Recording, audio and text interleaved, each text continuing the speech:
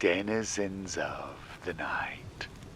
Welcome to a special episode of the macabre, the soporific. Tonight, I'll be reading you stories as you drift off to sleep with the sound of some relaxing rain and distant rumbling thunder. I have prepared over 2.5 hours of news stories for you, after which the rain and thunder will continue for some time until they also slowly fade out and leave you in a deep and profoundly restful sleep. I dare not risk disturbing your slumber, so I will not reappear at the end. I want to thank Justine Perry for allowing me to narrate her stories, and the late, great Clifford Simak and Carl Jacobi for giving us The Street That Wasn't There. Enjoy these stories, and may you sleep happily and restfully. Mr. Jonathan Chambers left his house on Maple Street at exactly 7 o'clock in the evening and set out on the daily walk he had taken at the same time, come rain or snow, for 20 solid years. The walk never varied.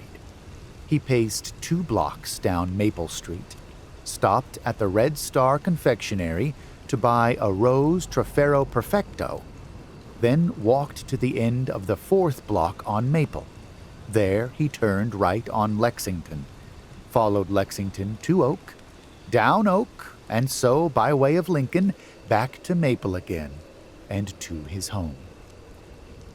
He didn't walk fast. He took his time. He always returned to his front door at exactly 7:45. No one ever stopped to talk with him. Even the man at the Red Star Confectionery, where he bought his cigar, remained silent while the purchase was being made. Mr. Chambers merely tapped on the glass top of the counter with a coin. The man reached in and brought forth the box, and Mr. Chambers took his cigar. That was all. For people long ago had gathered that Mr. Chambers desired to be left alone. The newer generation of townsfolk called it eccentricity. Certain uncouth persons had a different word for it. The oldsters remembered that this queer-looking individual with his black silk muffler, rosewood cane, and bowler hat once had been a professor at State University. A professor of metaphysics, they seemed to recall, or some such outlandish subject. At any rate, a furor of some sort was connected with his name. At the time, an academic scandal. He had written a book, and he had taught the subject matter of that volume to his classes. What that subject matter was had long been forgotten. But whatever it was had been considered sufficiently revolutionary to cost Mr. Chambers his post at the university. A silver moon shone over the chimney tops, and a chill, impish October wind was rustling the dead leaves when Mr. Chambers started out at 7 o'clock. It was a good night, he told himself, smelling the clean, crisp air of autumn and the faint pungence of distant wood smoke. He walked unhurriedly, swinging his cane a bit less jauntily than 20 years ago. He tucked the muffler more securely under the rusty old topcoat and pulled his bowler hat more firmly on his head.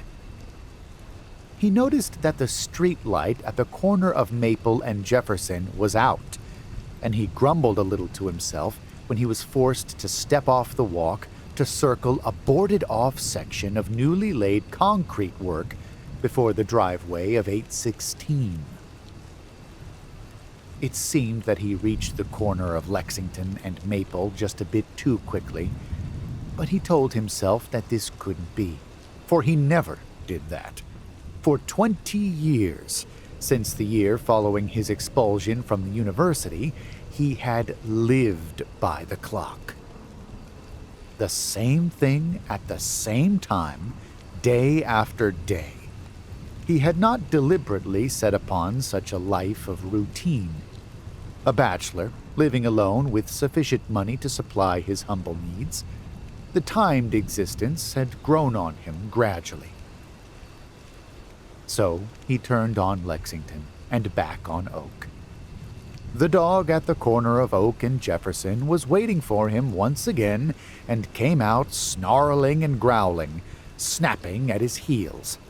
But Mr. Chambers pretended not to notice, and the beast gave up the chase. A radio was blaring down the street, and faint wisps of what it was blurting floated to Mr. Chambers. Still taking place. Empire State Building disappeared. Thin air. Famed scientist Dr. Edmund Harcourt.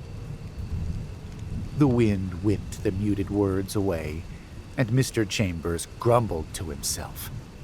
Another one of those fantastic radio dramas, probably. He remembered one from many years before, something about the Martians. And Harcourt! What did Harcourt have to do with it?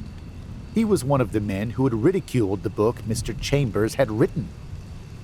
But he pushed speculation away, sniffed the clean, crisp air again, looked at the familiar things that materialized out of the late autumn darkness as he walked along. For there was nothing, absolutely nothing in the world that he would let upset him. That was a tenet he had laid down 20 years ago.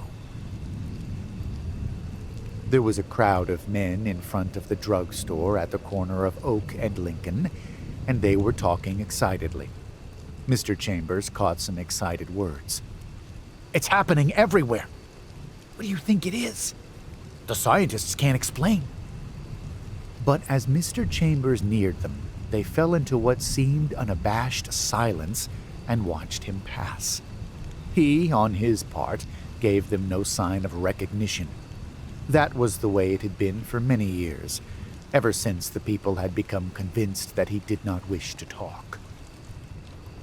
One of the men half started forward as if to speak to him, but then stepped back, and Mr. Chambers continued on his walk. Back at his own front door, he stopped, and as he had done 1,000 times before, drew forth the heavy gold watch from his pocket. He started violently. It was only 7:30. For long minutes he stood there, staring at the watch in accusation. The timepiece hadn't stopped, for it still ticked audibly. But 15 minutes too soon. For 20 years, day in, day out, he had started out at 7 and returned at 7:45. Now, it wasn't until then that he realized something else was wrong. He had no cigar. For the first time, he had neglected to purchase his evening smoke. Shaken, muttering to himself, Mr. Chambers let himself in his house and locked the door behind him. He hung his hat and coat on the rack in the hall and walked slowly into the living room. Dropping into his favorite chair, he shook his head in bewilderment. Silence filled the room, a silence that was measured by the ticking of the old-fashioned pendulum clock on the mantelpiece. But silence was no strange thing to Mr. Chambers. Once he had loved music, the kind of music he could get by tuning in symphonic orchestras on the radio. But the radio stood silent in the corner, the cord out of its socket. Mr. Chambers had pulled it out many years before. To be precise, upon the night when the symphonic broadcast had been interrupted to give a news flash. He had stopped reading newspapers, and magazines too, had exiled himself to a few city blocks. And as the years flowed by, That self-exile had become a prison, an intangible, impassable wall bounded by 4 city blocks by 3. Beyond them lay utter, unexplainable terror. Beyond them, he never went. But, recluse though he was, he could not, on occasion, escape from hearing things. Things the newsboy shouted on the streets. Things the men talked about on the drugstore corner when they didn't see him coming. And so he knew that this was the year 1960, and that the wars in Europe and Asia had flamed to an end, to be followed by a terrible plague. A plague that even now was sweeping through country after country like wildfire, decimating populations. A plague undoubtedly induced by hunger and privation and the miseries of war. But those things he put away as items far removed from his own small world. He disregarded them. He pretended he had never heard of them. Others might discuss and worry over them if they wished. To him, they simply did not matter. But there were 2 things tonight that did matter. 2 curious, incredible events. He had arrived home 15 minutes early. He had forgotten his cigar. Huddled in the chair, he frowned slowly. It was disquieting to have something like that happen. There must be something wrong. Had his long exile finally turned his mind? Perhaps just a very little. Enough to make him queer? Had he lost his sense of proportion, of perspective? No, he hadn't. Take this room, for example. After 20 years, it had come to be as much a part of him as the clothes he wore. Every detail of the room was engraved in his mind with clarity. The old center leg table with its green covering and stained glass lamp. The mantelpiece with the dusty bric-a-brac. The pendulum clock that told the time of day as well as the day of the week and month. The elephant ashtray on the tabouret. And, most important of all, the marine print. Mr. Chambers loved that picture. It had depth, he always said. It showed an old sailing ship in the foreground on a placid sea. Far in the distance, almost on the horizon line, was the vague outline of a larger vessel. There were other pictures, too. The forest scene above the fireplace. The old English prints in the corner where he sat. The Courier and Ives above the radio. But the ship print was directly in his line of vision. He could see it without turning his head. He had put it there because he liked it best. Further reverie became an effort as Mr. Chambers felt himself succumbing to weariness. He undressed and went to bed. For an hour he lay awake, assailed by vague fears he could neither define nor understand. When finally he dozed off, it was to lose himself in a series of horrific dreams. He dreamed first that he was a castaway on a tiny islet in mid-ocean, that the waters around the island teemed with huge poisonous sea snakes, hydrophiony, and that steadily those serpents were devouring the island. In another dream, he was pursued by a horror which he could neither see nor hear, but only could imagine. And as he sought to flee, he stayed in the one place. His legs worked frantically, pumping like pistons, but he could make no progress. It was as if he ran upon a treadway. Then again, the terror descended on him, a black, unimagined thing, and he tried to scream and couldn't. He opened his mouth and strained his vocal cords and filled his lungs to bursting with the urge to shriek, but not a sound came from his lips. All next day he was uneasy. And as he left the house that evening, at precisely 7 o'clock, he kept saying to himself, "You must not forget tonight. You must remember to stop and get your cigar." The street light at the corner of Jefferson was still out, and in front of 816, the cemented driveway was still boarded off. Everything was the same as the night before. And now, he told himself, the Red Star Confectionery is in the next block. I must not forget tonight. To forget twice in a row would be just too much. He grasped that thought firmly in his mind, strode just a bit more rapidly down the street. But at the corner, he stopped in consternation. Bewildered, he stared down the next block. There was no neon sign, no splash of friendly light upon the sidewalk to mark the little store tucked away in this residential section. He stared at the street marker and read the words slowly. Grant. He read it again, unbelieving, for this shouldn't be Grant Street, but Marshall. He had walked 2 blocks, and the confectionery was between Marshall and Grant. He hadn't come to Marshall yet, and here was Grant. Or had he, absent-mindedly, come 1 block farther than he thought, past the store, as on the night before? For the first time in 20 years, Mr. Chambers retraced his steps. He walked back to Jefferson, then turned around and went back to Grant again and on to Lexington, then back to Grant again, where he stood astounded, while a single incredible fact grew slowly in his brain. There wasn't any confectionery. The block from Marshall to Grant had disappeared. Now he understood why he had missed the store on the night before, why he had arrived home 15 minutes early. On legs that were dead things, he stumbled back to his home.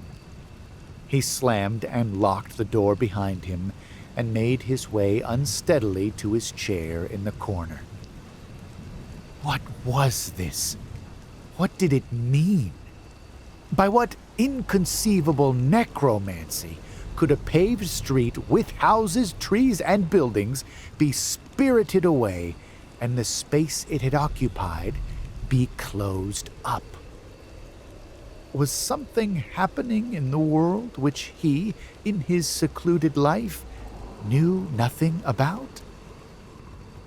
Mr. Chambers shivered, reached to turn up the collar of his coat, then stopped as he realized the room must be warm. A fire blazed merrily in the grate. The cold he felt came from something, somewhere else. The cold of fear and horror, the chill of a half-whispered thought. A deathly silence had fallen, a silence still measured by the pendulum clock, and yet a silence that held a different tenor than he had ever sensed before. Not a homey, comfortable silence, but a silence that hinted at emptiness and nothingness. There was something back of this, Mr. Chambers told himself. Something that reached far back into one corner of his brain and demanded recognition. Something tied up with the fragments of talk he had heard on the drugstore corner. Bits of news broadcasts he had heard as he walked along the street. The shrieking of the newsboy calling his papers.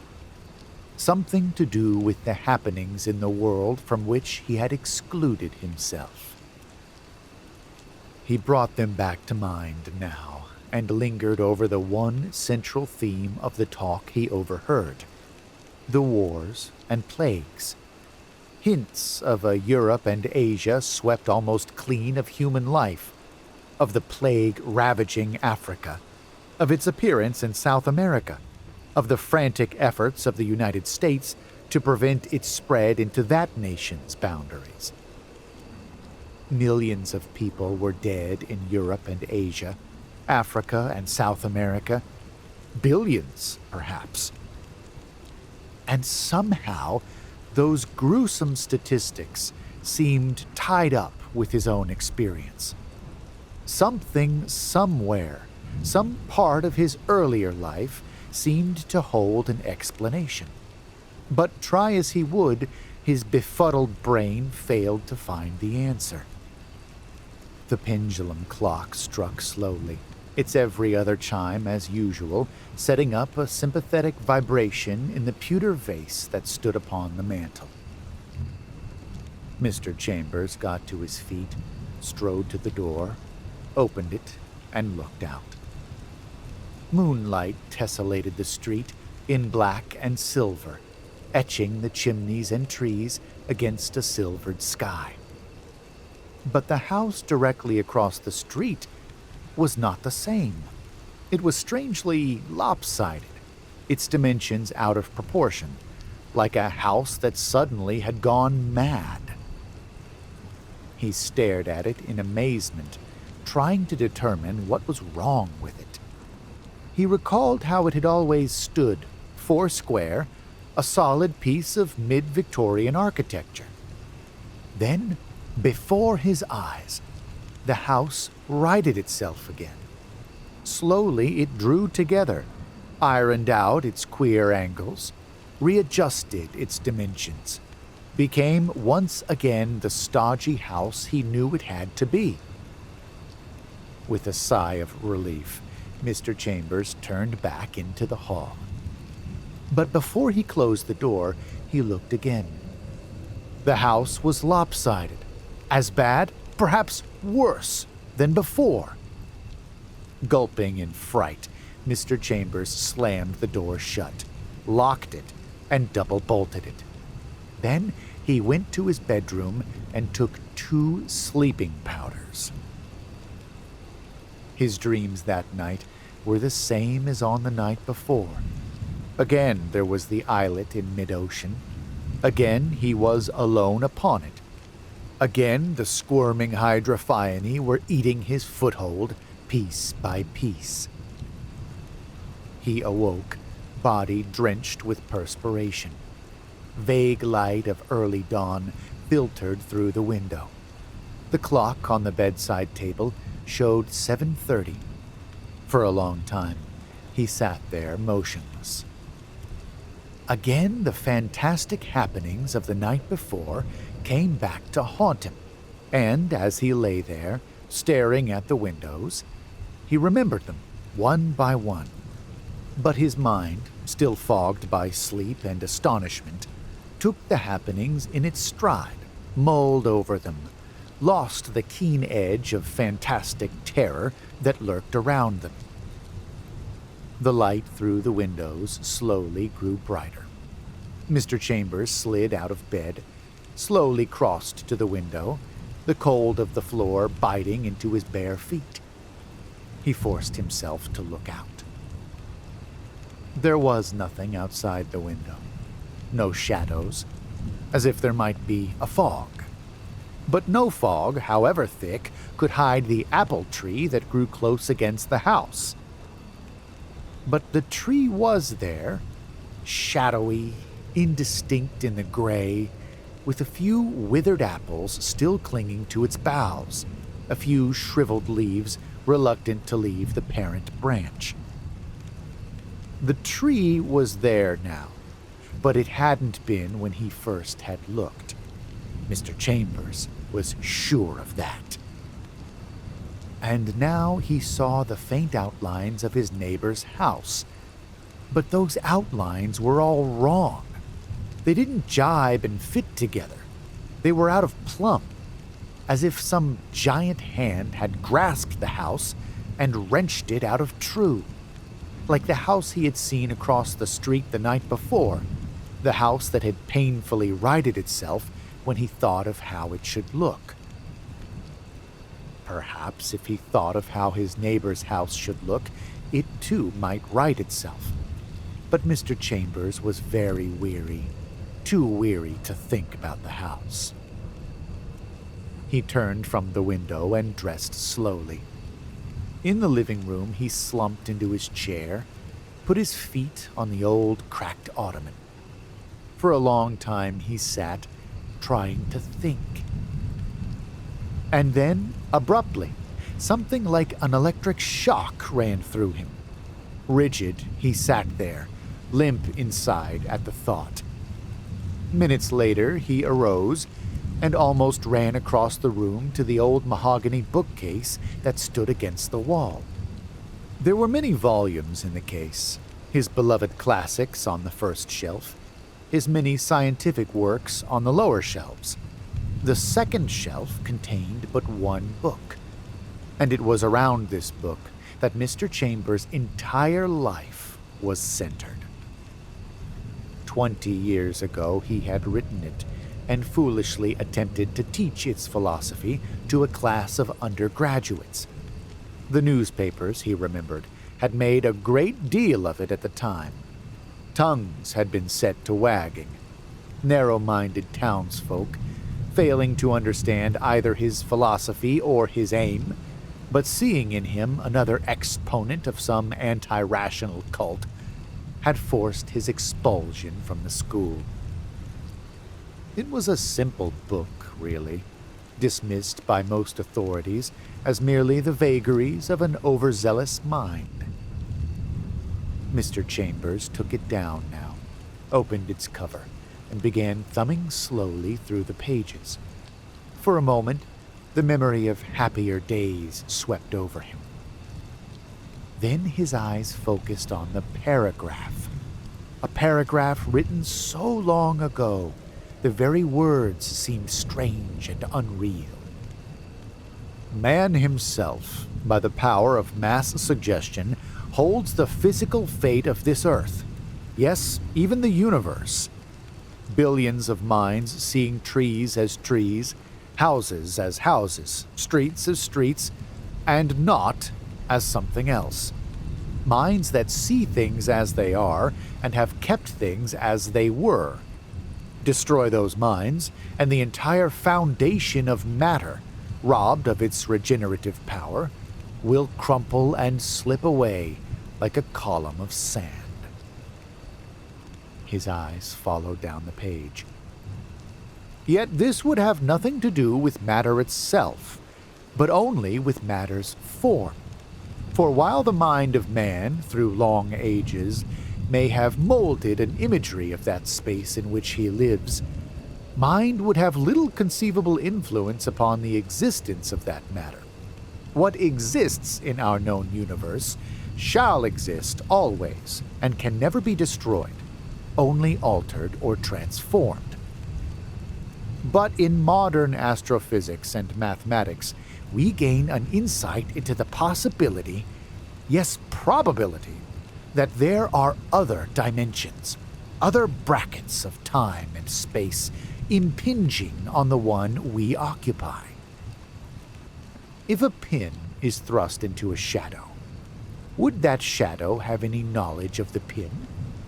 It would not, for in this case, the shadow is two-dimensional, the pin three-dimensional, yet both occupy the same space. Granting, then, that the power of men's minds alone holds this universe, or at least this world in its present form, may we not go farther and envision other minds in some other plane watching us, waiting craftily for the time they can take over the domination of matter? Such a concept is not impossible. It is a natural conclusion if we accept the double hypothesis, that mind does control the formation of all matter, and that other worlds lie in juxtaposition with ours. Perhaps we shall come upon a day, far distant, when our plane, our world, will dissolve beneath our feet, and before our eyes, as some stronger intelligence reaches out from the dimensional shadows of the very space we live in and wrests from us the matter which we know to be our own. He stood astounded beside the bookcase, his eyes staring unseeing into the fire upon the hearth. He had written that, and because of those words he had been called a heretic, had been compelled to resign his position at the university, had been forced into this hermit life. A tumultuous idea hammered at him. Men had died by the millions all over the world. Where there had been thousands of minds, there now were one or two, a feeble force to hold the form of matter intact. The plague had swept Europe and Asia almost clean of life, had blighted Africa, had reached South America, might even have come to the United States. He remembered the whispers he had heard, the words of the men at the drugstore corner, the buildings disappearing. Something scientists could not explain. But those were merely scraps of information. He did not know the whole story. He could not know. He never listened to the radio, never read a newspaper. But abruptly, the whole thing fitted together in his brain like the missing piece of a puzzle in its slot. The significance of it all gripped him with damning clarity. There were not sufficient minds in existence to retain the material world in its mundane form. Some other power from another dimension was fighting to supersede man's control and take his universe into its own plane. Abruptly, Mr. Chambers closed the book, shoved it back in the case, and picked up his hat and coat. He had to know more. He had to find someone who could tell him. He moved through the hall to the door, emerged into the street. On the walk, he looked skyward, trying to make out the sun. But there wasn't any sun, only an all-pervading grayness that shrouded everything. Not a gray fog, but a gray emptiness that seemed devoid of life, of any movement. The walk led to his gate, and there it ended. But as he moved forward, the sidewalk came into view, and the house ahead loomed out of the gray. But a house with differences. He moved forward rapidly. Visibility extended only a few feet, and as he approached them, the houses materialized like two-dimensional pictures without perspective, like twisted cardboard soldiers lining up for review on a misty morning. Once he stopped and looked back and saw that the grayness had closed in behind him. The houses were wiped out. The sidewalk faded into nothing. He shouted, hoping to attract attention, but his voice frightened him. It seemed to ricochet up and into the higher levels of the sky, as if a giant door had been opened to a mighty room high above him. He went on until he came to the corner of Lexington. There, on the curb, he stopped and stared. The gray wall was thicker there, but he did not realize how close it was until he glanced down at his feet and saw there was nothing at all beyond the curbstone. No dull gleam of wet asphalt, no sign of a street. It was as if all eternity ended here at the corner of Maple and Lexington. With a wild cry, Mr. Chambers turned and ran. Back down the street he raced, coat streaming after him in the wind, bowler hat bouncing on his head. Panting, he reached the gate and stumbled up the walk, thankful that it still was there. On the stoop, he stood for a moment, breathing hard. He glanced back over his shoulder, and a queer feeling of inner numbness seemed to well over him. At that moment, the gray nothingness appeared to thin. The enveloping curtain fell away, and he saw, vague and indistinct, yet cast in stereoscopic outline, a gigantic city was lined against the darkling sky. It was a city fantastic, with cubed domes, spires, and aerial bridges and flying buttresses. Tunnel-like streets, flanked on either side by shining metallic ramps and runways, stretched endlessly to the vanishing point. Great shafts of multicolored light probed huge streamers and ellipses above the higher levels. And beyond, like a final backdrop, rose a titanic wall. It was from that wall, from its crenellated parapets and battlements, that Mr. Chambers felt the eyes peering at him. Thousands of eyes glaring down with but a single purpose. And as he continued to look, something else seemed to take form above that wall. A design this time, that swirled and writhed in the ribbons of radiance and rapidly coalesced into strange geometric features, without definite line or detail. A colossal face, a face of indescribable power and evil it was, staring down with malevolent composure. Then the city and the face slid out of focus. The vision faded like a darkened magic lantern, and the grayness moved in again. Mr. Chambers pushed open the door of his house, but he did not lock it. There was no need of locks. Not anymore. A few coals of fire still smoldered in the grate, and going there, he stirred them up, raked away the ash, piled on more wood. The flames leaped merrily, dancing in the chimney's throat. Without removing his hat and coat, he sank exhausted in his favorite chair, closed his eyes, then opened them again. He sighed with relief as he saw the room was unchanged, everything in its accustomed place: the clock, the lamp, the elephant ashtray, the marine print on the wall. Everything was as it should be. The clock measured the silence with its measured ticking. It chimed abruptly, and the vase sent up its usual sympathetic vibration. This was his room, he thought. Rooms acquire the personality of the person who lives in them, become a part of him. This was his world, his own private world, and as such, it would be the last to go. But how long could he, his brain, maintain its existence? Mr. Chambers stared at the marine print, and for a moment a little breath of reassurance returned to him.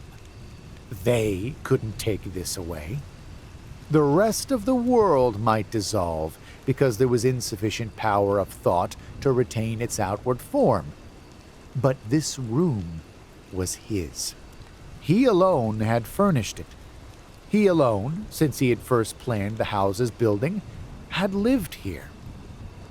This room would stay. It must stay on. It must. He rose from his chair and walked across the room to the bookcase, stood staring at the second shelf with its single volume. His eyes shifted to the top shelf, and swift terror gripped him. For all the books weren't there. A lot of books weren't there. Only the most beloved, the most familiar ones. So the change already had started here.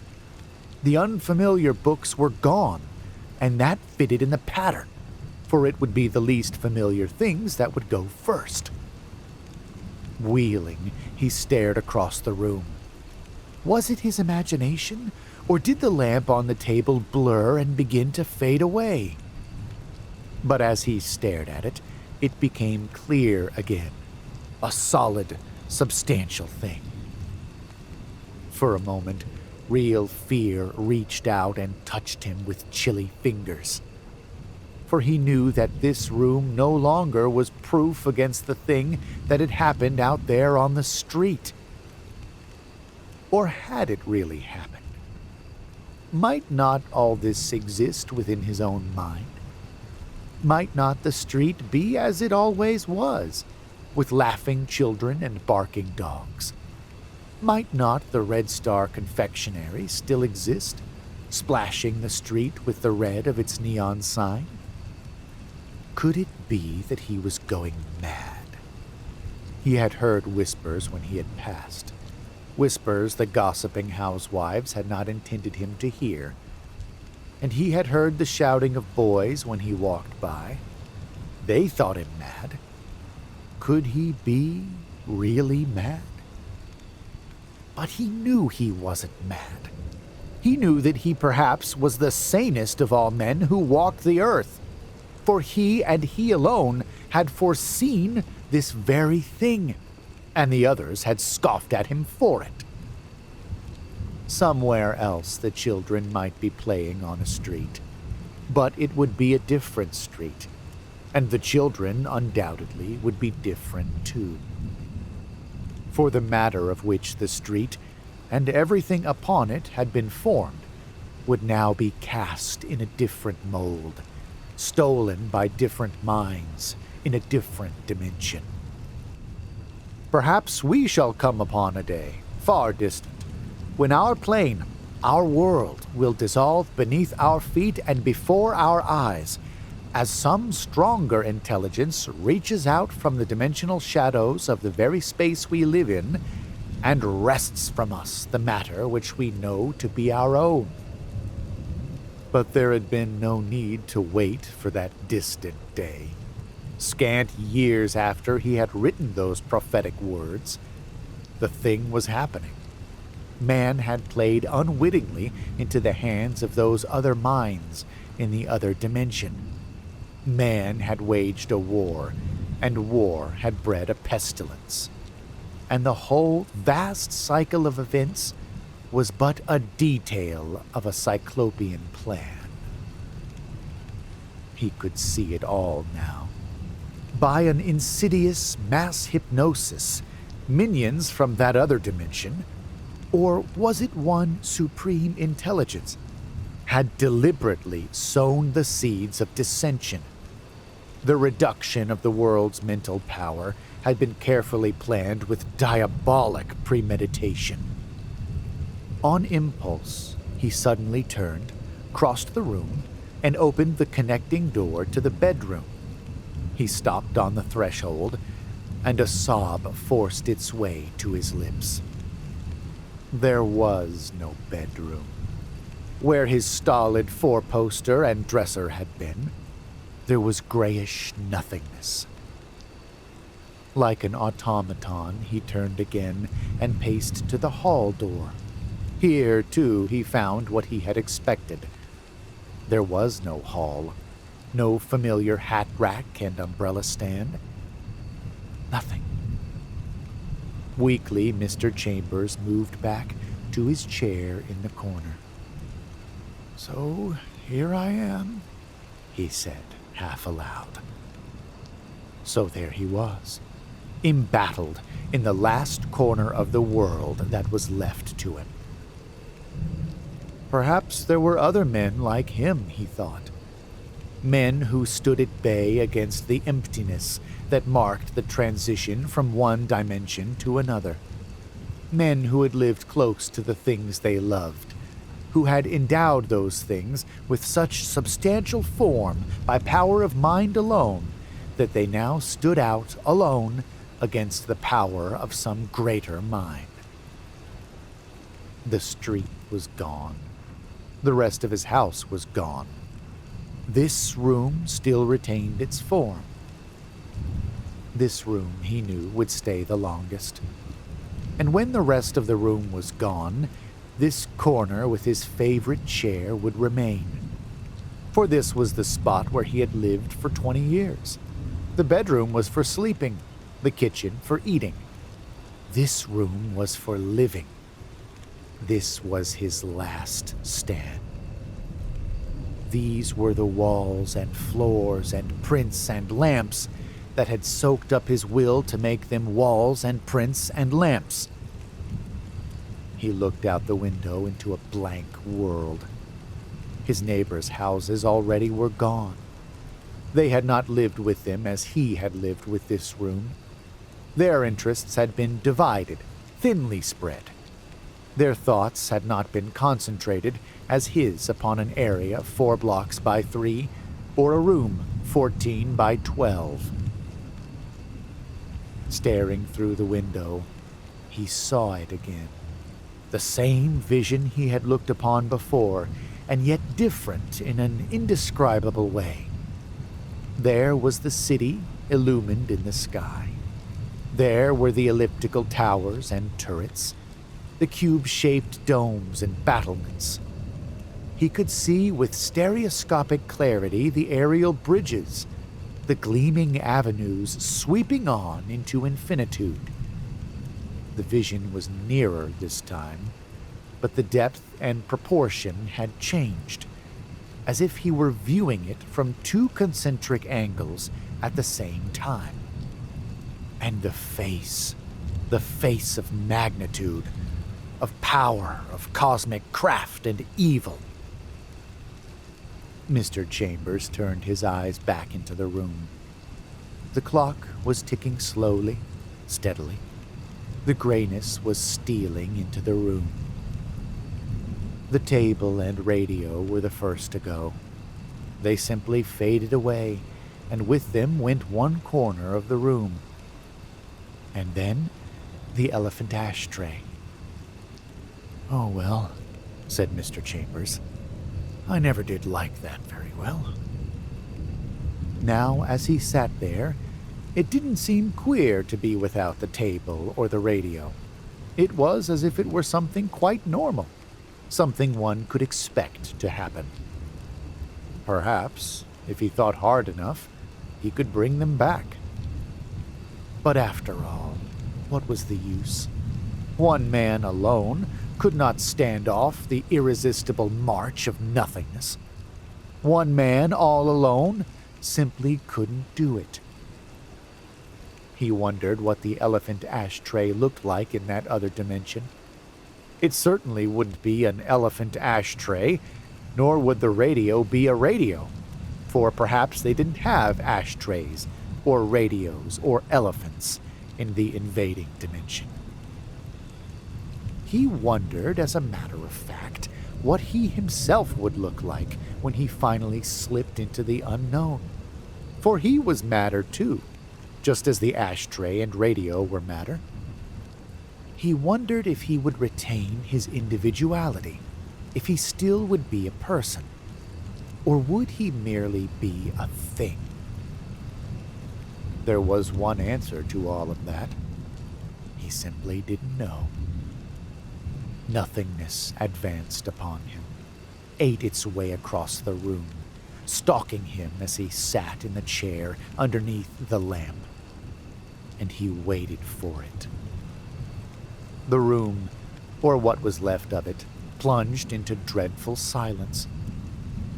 Mr. Chambers started. The clock had stopped. Funny, the first time in 20 years. He leaped from his chair and then sat down again. The clock hadn't stopped. It wasn't there. There was a tingling sensation in his feet.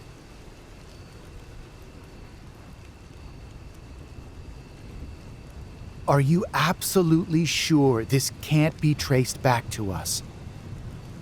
Simi looked annoyed by my question. I couldn't blame him. He was the type of 15-year-old the government were terrified would hack the national power grid just for kicks. Except he was 13. People at school called him a tech nerd. but that didn't come close to describing Simi's skills. Genius would have been more appropriate. Simi was my best friend, but if I could have pulled this off without him, believe me, I would have, and kept 100% of the profits to myself. But I was an ideas man. Perhaps a genius in my own right, considering I was about to make enough money to retire before my 16th birthday, but I needed Simi's talents to execute my plans. "Trust me," Simi said. "We're undetectable. Nobody can find us through the website or trace the paper back to us. It goes through too many offshore accounts. Ready to go live?" I nodded, and Simi hit a button. I suspected Simi was calling money paper to sound like his favorite rappers, but our motherlode would be entirely digital and untraceable. The first night was anticlimactic. I thought we would be inundated with orders, but of the two people that viewed our site, neither used the chat feature to make contact. We ordered pizza and sat in Simi's bedroom, eagerly watching the screen, waiting for a message to come through, but it was digital tumbleweed. I went home that night dejected. Perhaps I wasn't going to make bank after all. But at school the next day, Simi found me in the hall, barely able to contain his excitement. He was bobbing up and down on the spot, like he was about to combust. "We got 3 orders," he said, in something close to a squeal. "Actual orders, not inquiries?" I asked, my voice barely above a whisper. I hoped Simi would follow suit and quiet down. We had to be careful talking about our venture in public. We couldn't afford to be overheard. Simi nodded.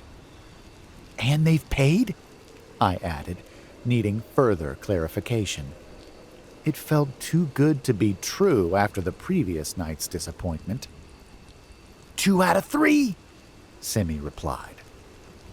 I, too, was barely able to contain myself at this point. I was buzzing, almost bursting with pride. We'd done it. We were going to be rich.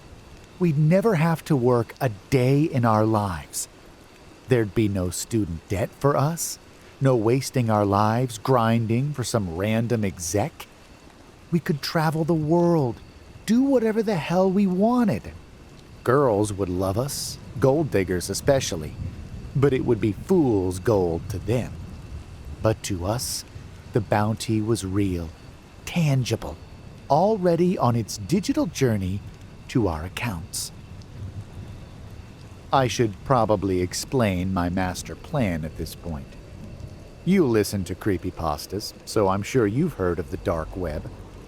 If you haven't, it's basically the forbidden side of the internet, where people go to consume content and buy goods that they wouldn't be able to access on the regular web. The gullible use the dark web to find hitmen, assassins, contract killers. Call them what you like. It won't change the fact that 99% of sites offering these services on the dark web are scams.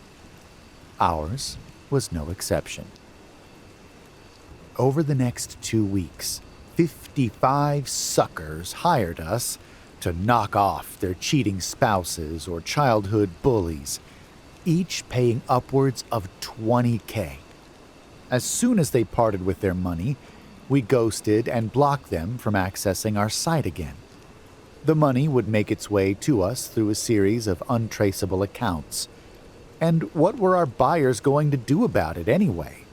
They could hardly go to their bank or the police and admit they got cheated trying to hire a hitman on the dark web. This is the advantage we had over other scams. If you pretend to be someone's starving family member on a messaging app, and the mark parts with $2,000, the bank is sometimes able to recall a portion of the money if they act fast enough. And $2,000 versus $20,000? You do the maths. We'd been running our operation for 18 days when we got a message from someone with the username Psycho101. The conversation started as normal. Psycho101 asked if we could dispose of 2 people. We said yes, for double the fee, of course. $40K. I expected some pushback or haggling, but Psycho101 agreed instantly. Simi typed our usual reply, saying we would get rid of the targets within 14 days of receiving payment. We claimed it depended on how long we'd need to stake them out before striking. For example, an employed father of 6 would be harder to knock off than a jobless bachelor living alone. We thought adding this information made our venture seem more legitimate.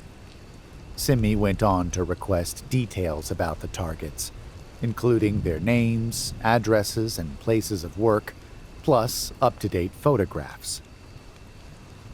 3 dots indicated Psycho101 was responding. When the message pinged through, I swear I felt the ground drop beneath me, like a jolting elevator car. My heart grew desperate to escape the confines of my rib cage.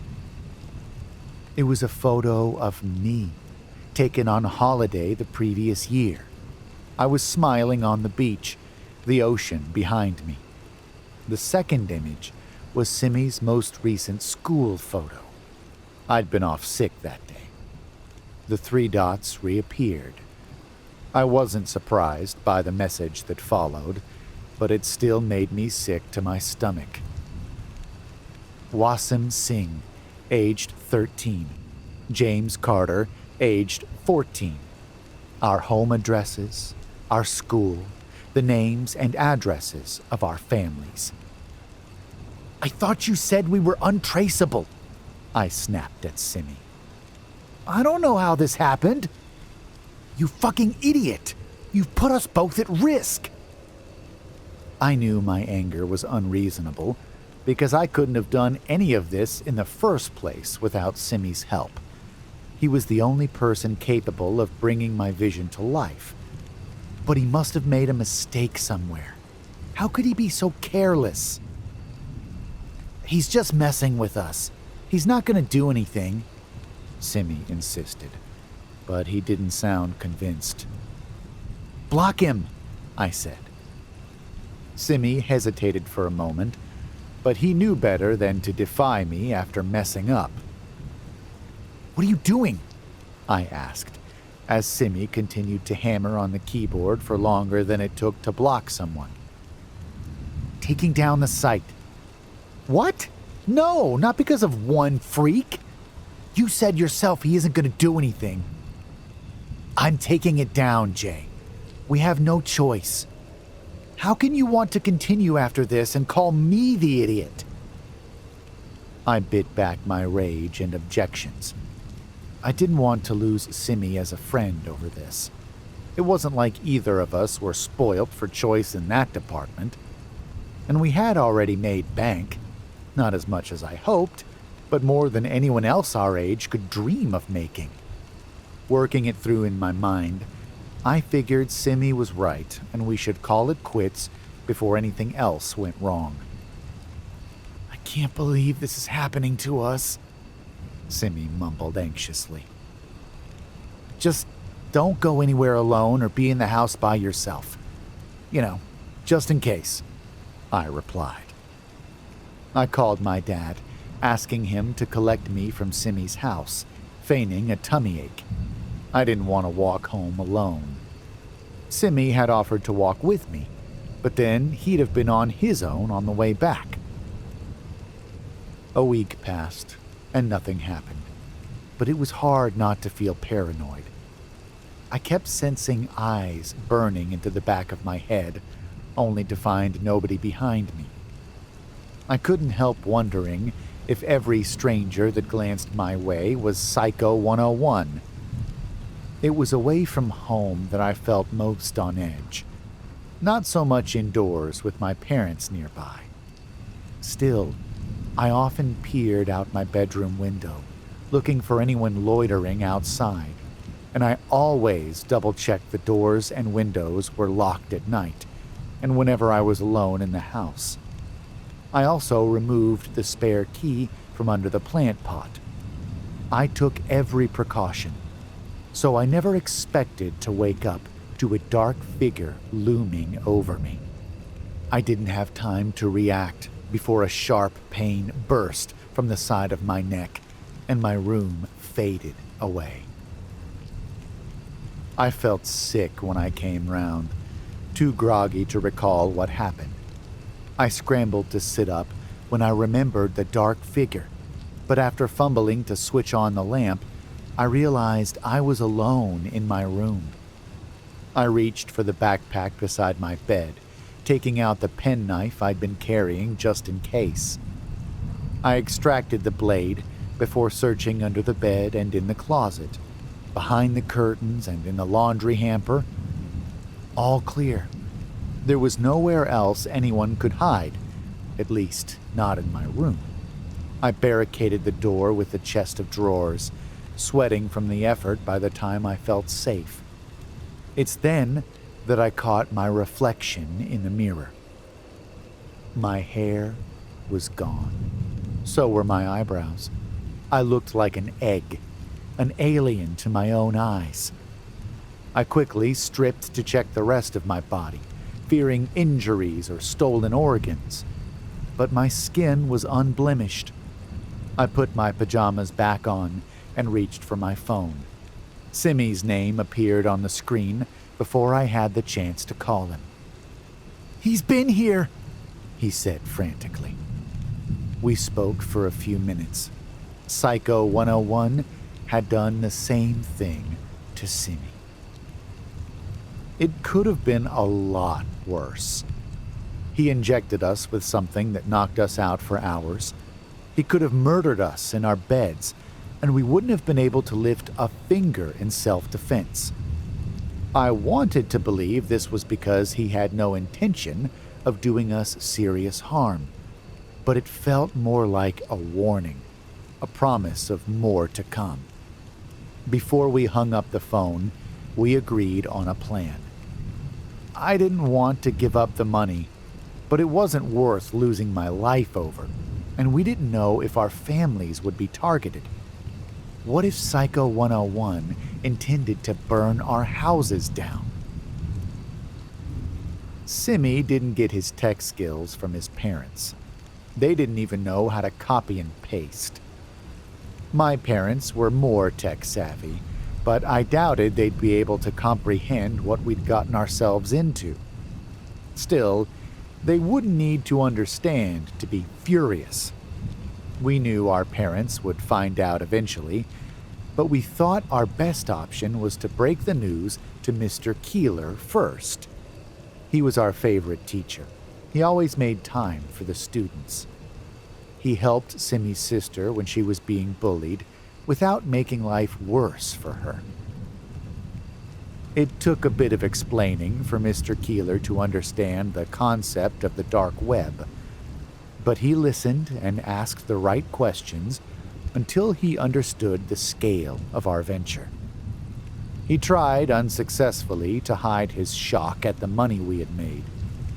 He seemed more disappointed than impressed, which irritated me. "Are you aware what you've done is highly illegal?" he asked. "You could go to juvie, possibly adult prison after that." "Please, help us," Simi begged. Our parents were called. We were made to send the money back to where it came from. Mr. Keeler and the principal said they wouldn't get the police involved, provided all the money was returned.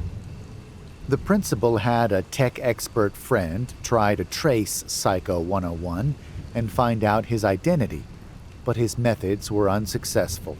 So in the end, Simi briefly reactivated the site and unblocked him, and Mr. Keeler sent him a message saying all the money had been returned and further harassment wouldn't be tolerated. I wasn't sure this was a smart move, but Mr. Keeler pretended we were closer to discovering Psycho 101's identity than we were. The psycho didn't reply. Life found a new normal. At school, the teasing died down once people got used to our new appearance and our hair started to grow back. At home, our parents installed the best cameras and security systems they could afford. I was grounded indefinitely, only allowed out to go to school and help my dad with his gardening business at weekends. I was to work off the money they had spent on security. Simi was grounded too. Our friendship became confined to school hours because his parents banned him from hanging out with me, and his phone and other forms of technology were confiscated. Even in school, our time together was limited because his parents told the teachers they didn't want Simi around me. One of us was removed from all classes we previously shared. It seemed unfair that Simi's parents were blaming me. Their own son was just as culpable. My dad said they probably slept better at night, thinking it was all my fault, and I somehow coerced Simi into criminal activity. I'm now 18 and in college, studying business.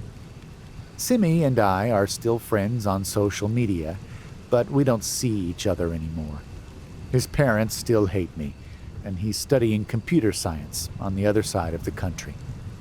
You might be wondering why I'm telling this story now.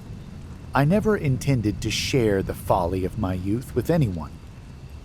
But something happened last night, and I don't know who else to tell. This has taken a long time to type. I could only use one hand, because last night I was briefly woken by a familiar sting to my neck. By morning, the fingertips of my left hand had been severed just below the nail. He's back.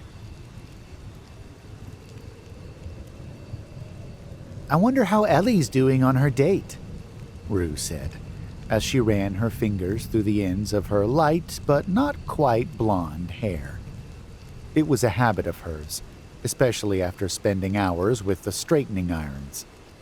She'd always been jealous of Athena's natural dark curls, Ellie's red waves, and Izzy's poker-straight platinum locks. It seemed to her that her friends never needed to make much effort to look flawless. Rue felt like she spent half her life at salons or in front of the mirror. I can't believe she abandoned us for a man, Athena joked. I don't blame her. He looks like a Greek god, Izzy said. How do you know what he looks like? Rue asked. She sent me screenshots from the dating app. Hold on, I'll show you. After searching for a minute, she found the photos and passed her phone across the table to her friends. Wow. Just wow, Athena sighed. The man in the pictures looked tall. He was muscular without being beefy, a trait that appealed to Athena in particular. His dark hair had a slight curl to it, and his eyes were a golden shade of hazel. Hang on, Rue said. She's not met this guy before, right? No, they met through the app, and tonight's their first date, Izzy replied. Her face crinkled with concern in response to the worry in Rue's voice. I think these photos are AI generated, Rue said. What? How can you tell? Athena asked, taking the phone and looking closely. It's the eyes. They're not quite right, see? Isn't that the lighting? Izzy said. But look at the hands in this one. He has 6 fingers, Rue pointed out. Athena pinched and unpinched her fingers across the screen to zoom in. You're right, she said, looking at Rue with a puzzled expression on her face. So, She could be with some psycho right now? Izzy said in panic, loud enough that other diners glanced towards them, but they soon decided their own meals and conversations were more interesting and important. He's probably just a bit catfishy, Athena said. Too embarrassed to use his real photo. Or maybe he enhanced his real looks with AI. Do a reverse image search, Rue said. Izzy spent a few minutes fiddling with her phone. Nothing. I meant to call her in 10 minutes anyway, to give her an out if the date sucks. I'll do it now to check she's okay. Oldest trick in the book, Athena muttered, as Izzy tried Ellie's number. No answer. It's not even ringing, Izzy told the others. Maybe that means the date's going well then, Athena said. We don't have to assume the worst. I'm really worried, Rue said. Do we know which restaurant they were going to?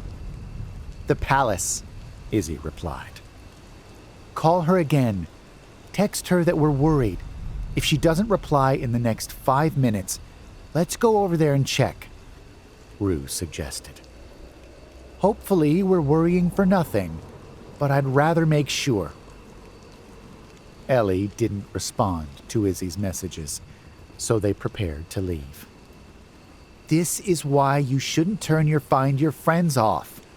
Us two are always on there, but you and Ellie keep switching it off, Izzy complained, throwing Rue a look of beratement. I don't like the thought of my friends and family watching my every move, Rue said. But yeah, point taken. I'll turn it on. I don't have time to watch your every move, Izzy countered. They paid the bill and traveled across town to the Palace in Izzy's car. I don't see them, Rue said, as they looked around the restaurant. Can I help you? Said the maitre d'. Did you have a reservation tonight for Ellie Matthews? Izzy asked. It might have been under Kiefer Hedges, she added.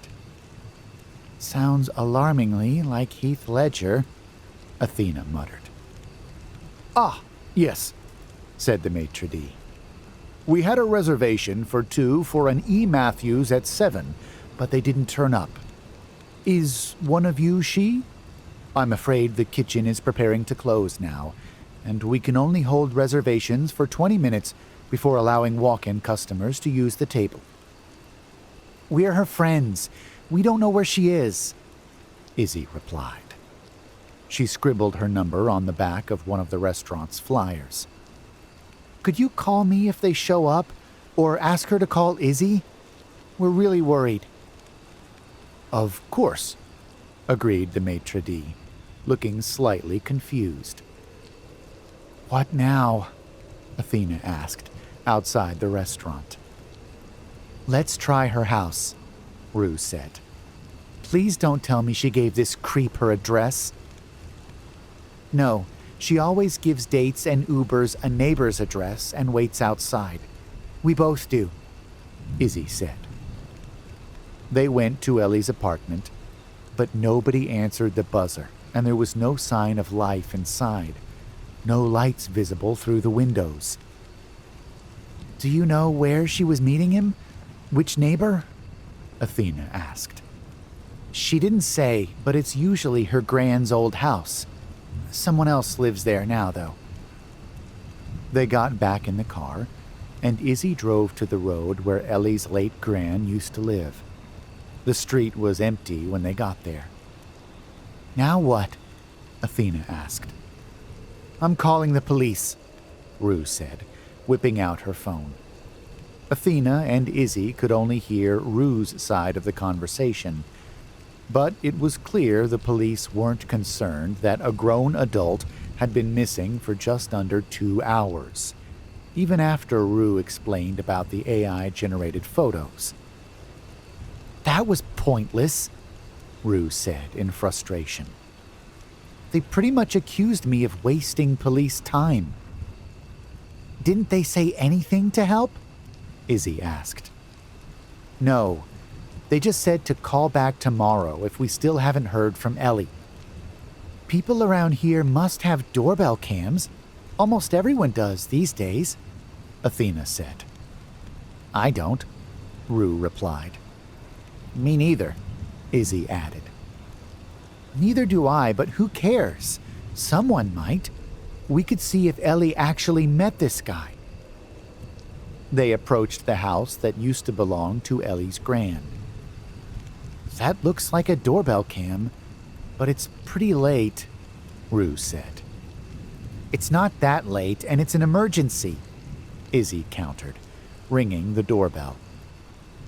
A hunched elderly woman opened the door a few inches, peering out at them. I'm sorry to disturb you, but we were wondering if you could help us find our friend, Izzy said. She explained the situation as briefly as she could, asking if they could have a look at the doorbell camera footage. The woman seemed reluctant but agreed, undoing the chain and inviting them inside. The three friends lingered awkwardly in the hallway. The decor was old-fashioned, but the house was spotlessly clean. Izzy imagined it would be difficult to dust the army of trinkets and ornaments that crowded every available surface. Come through to the dining room, the old lady croaked. That's where my computer is. My son showed me how to check the doorbell footage, but I'm afraid I struggle with these things. Maybe one of you could help. I'm Edith, by the way. Between Edith and Athena, they were able to work out how to access the footage. There, Rue said, as Ellie appeared on screen. I'm not sure how I feel about you girls getting picked up outside my house, Edith said. We'll tell her not to do it again. We really appreciate your help, Athena replied. I'll go make some tea, Edith said, walking slowly towards the kitchen, occasionally holding on to furniture for support. The three friends watched as a dark gray car appeared on screen. Ellie climbed into the passenger side. I can't see the license plate, Rue said in frustration. Maybe when he turns around, Izzy replied. But the car drove on down the street, disappearing off screen and failing to return.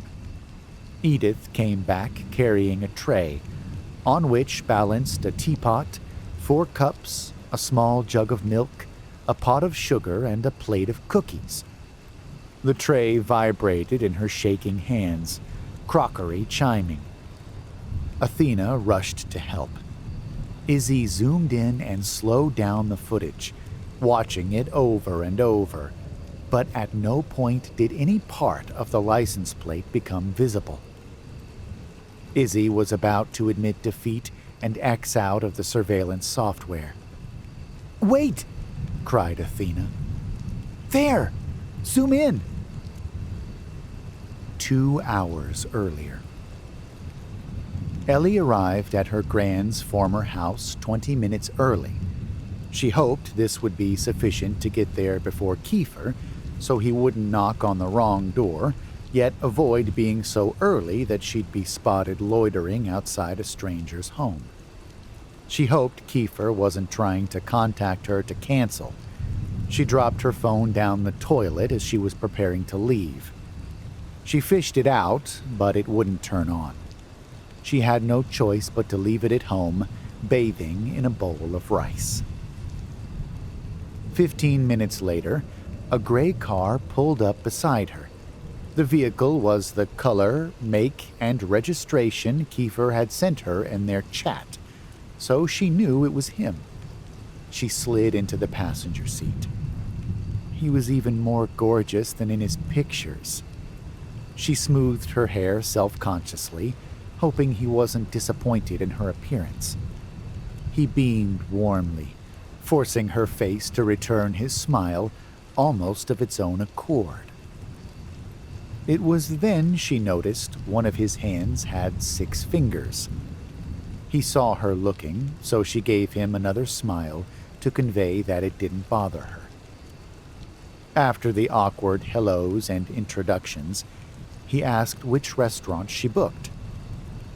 The Palace, she stuttered, inwardly cursing her nerves. It's a great seafood place, she added. Oh, is something wrong? She asked. I'm allergic to seafood. He looked apologetic. We could go somewhere else. What do you like to eat? Pizza is my favorite, but honestly, I'm cool with anything except seafood. I love pizza too. 2 hours later, they had long finished their pizzas and were on their 3rd round of beers. The date was going incredibly well. There were no awkward silences, and they seemed to have a lot in common. She was attracted to him, and he showed the feeling was mutual without trying to push her for something she wasn't ready for on the first date. They exchanged numbers and made plans to go bowling at the weekend. Kiefer drove her home. They were shocked to find police vehicles and ambulances crammed outside her grand's former home. Kiefer leapt out of the car before she had the chance to confess that it wasn't her house, and whatever was going on had nothing to do with her. She hurried after him. My friend lives here, he told the officer guarding the crime scene tape. A plain-clothed officer overheard and approached Ellie. Ma'am, who do you live with? I don't live here. She awkwardly explained the situation. Kiefer appeared to understand, but the officer looked irritated.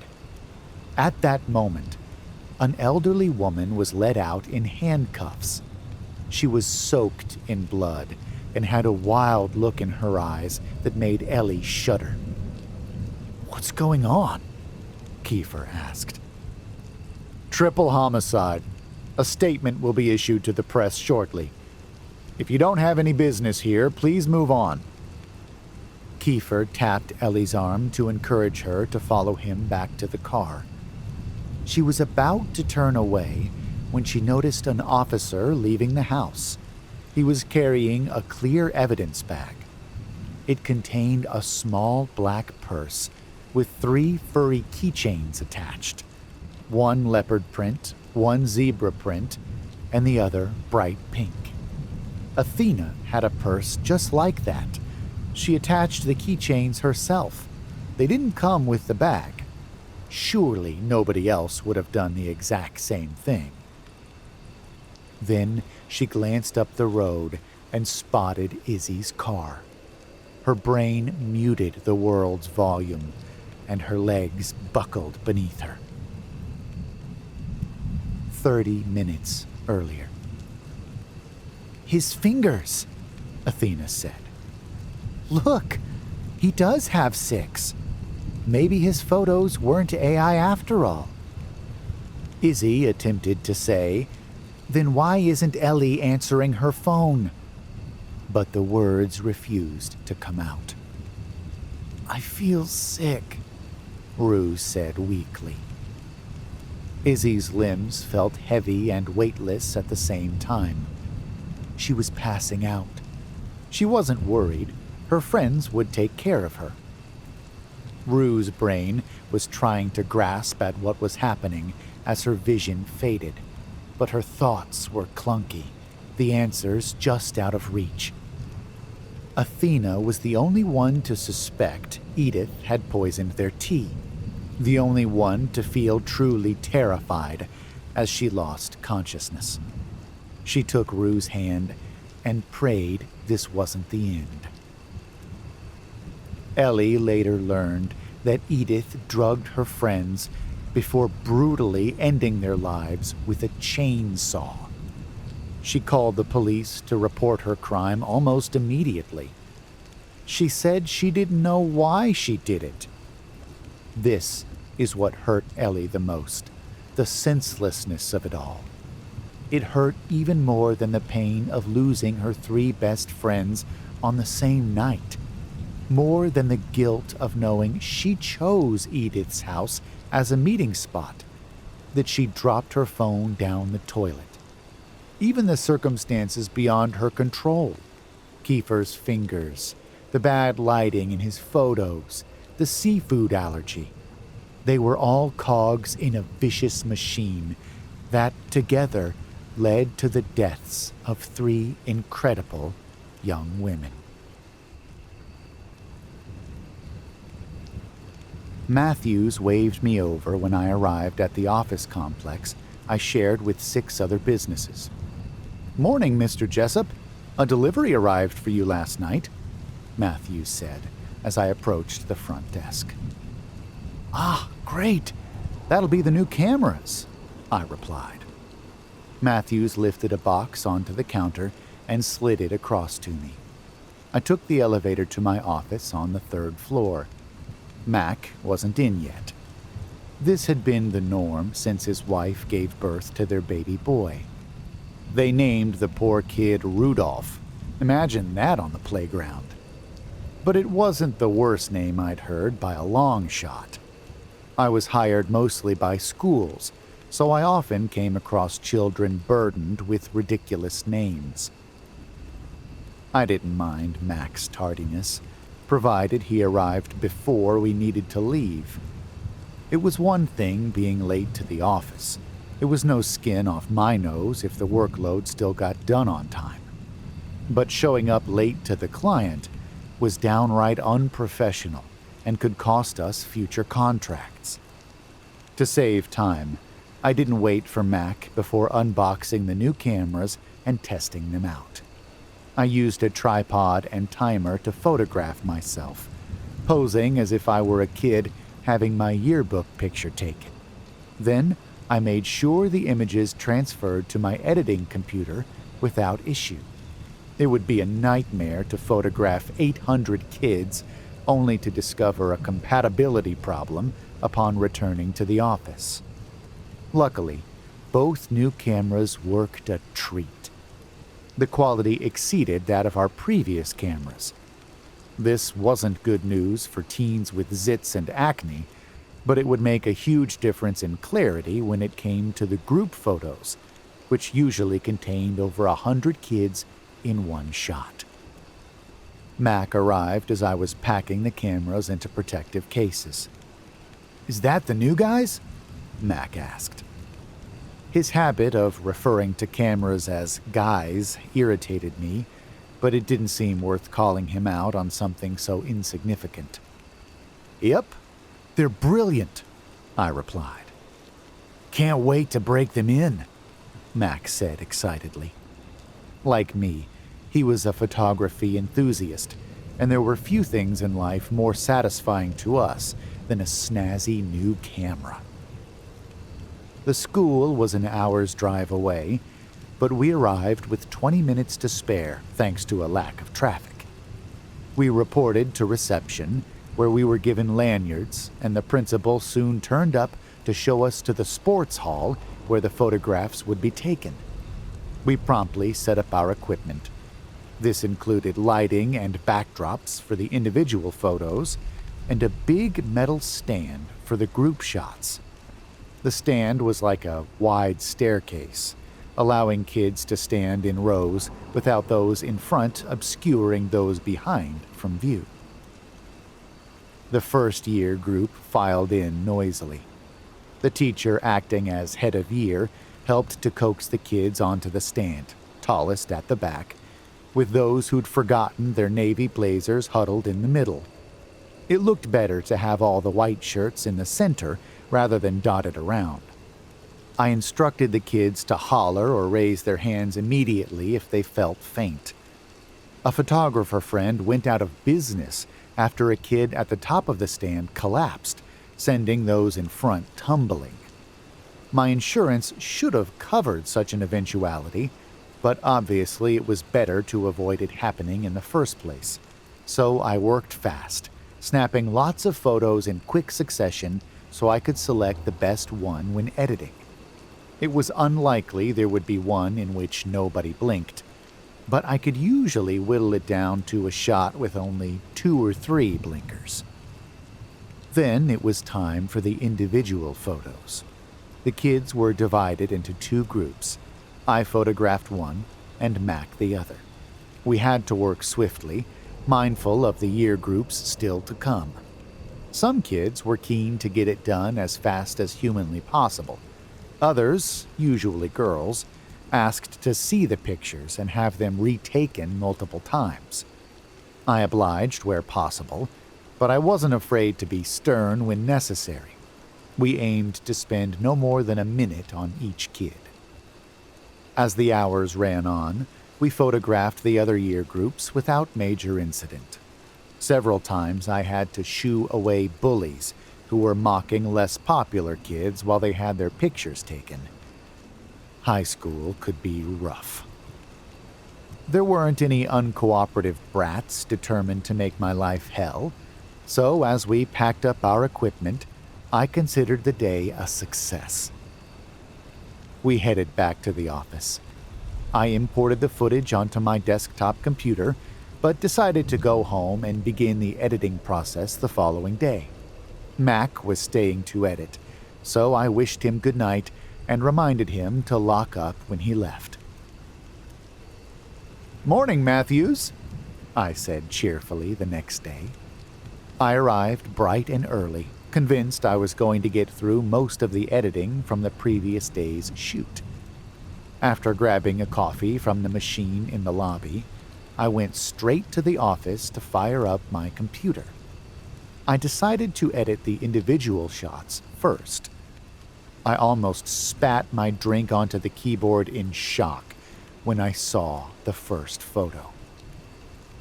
The subject was wearing a navy blazer with the school's emblem embroidered on the right-hand side. Behind him was the sky blue backdrop I used during the shoot. But it wasn't a kid staring back at me. It was an old man. I double and triple checked I had opened the correct file. It didn't make any sense.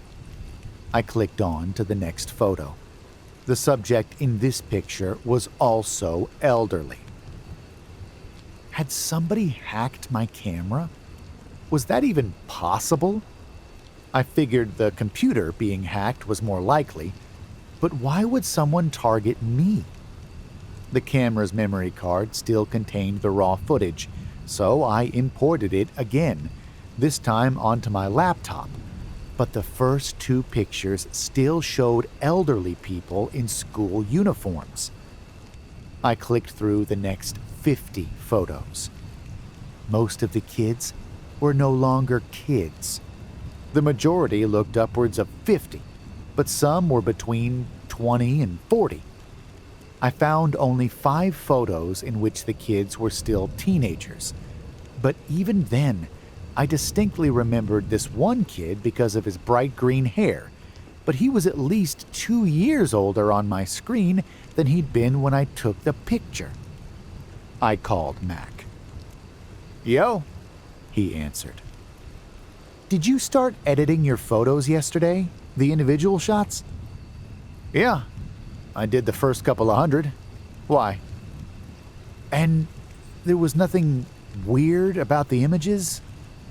"No. Why? What's going on?" "I wish I knew. I'll show you when you get here." I hung up and sat with my head in my hands. How could I admit to the school that half of the photos were botched? A lot of our business came through word of mouth. I couldn't afford for news of this to get out. I briefly considered pretending to have proof that one of their students hacked me and messed with the photos, but what if they asked to see said proof? Mac was equally bewildered when he saw the images. "Could it be your camera? It was your first time using it and all of mine came out okay," he said. "But the cameras are the exact same model." "Maybe yours is faulty. Call the company. And say what? I would sound insane. But we can show them the photos taken on your camera versus mine, and the school can vouch that the photos we took were of children. I wouldn't bother them with this today, though. Not after the sad news. What sad news? I asked. A student died last night. A hit and run. He was only 13. We probably took his photo yesterday. Tim Allen? I searched his name. Each kid gave us a form with their name and home address. This information was then assigned to their photo. Tim Allen was one of the few who still looked like a kid in his photo. That's really creepy, Mac said. What do you mean? I think it's a relief. The parents will probably want his photo even more now. I'm glad it's not one of the botched ones. What if...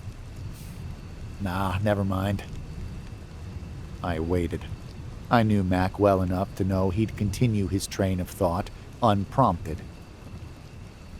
It's just... Most of them were old in their pictures, right? What if the photos show the age they'll be when they die? I laughed. What? Like the camera's haunted or something? I was joking, but Mac looked serious. You can't be for real, I said. What other explanation is there? The logical explanation is we've been hacked. The photos were of kids when I took them. Something has happened since. Put your files on an external hard drive to keep them safe. The cloud isn't good enough because my shots are botched there too. Who were the others that look the correct age? Mac asked. I sighed, frustrated at being unsure whether he registered what I said about the hard drive. We needed to protect the usable images to prevent the client thinking we were completely incompetent. But I answered Mac's question. Sylvia and Jared Martin, brother and sister, I guess. And 2 other boys, but at least one of them looks a few years older in the photos than he did yesterday. Maybe we should warn the Martins? Are you having me on? No, I'm dead serious. I laughed him off, more worried about how the school would react to the news of the botched photos. Would they hire another company and demand we return their deposit? We needed that money after forking out for the new cameras. Over the next few days, I tried everything I could to salvage the photos, calling in favors from friends of friends with expertise in hacking and computer science. But they found no evidence any of my equipment had been compromised. In the end, I had no option but to tell the client that half of the photos were corrupted. I didn't go into detail, fearing the reality sounded too outlandish. I claimed the experts suspected I had been hacked. The school didn't need to know this wasn't the case. It was better if they thought me a victim of malicious circumstances beyond my control. The principal graciously allowed us to retake the photos that hadn't turned out well the first time, but for a 50% reduction on our fee. I accepted, keen to make it right as soon as possible and avoid negative word of mouth about my business circulating amongst the education community. Mine was a small company, founded by me, Mac the only employee. We couldn't afford to take a hit. I used my old camera to retake the photos, and the images turned out as expected.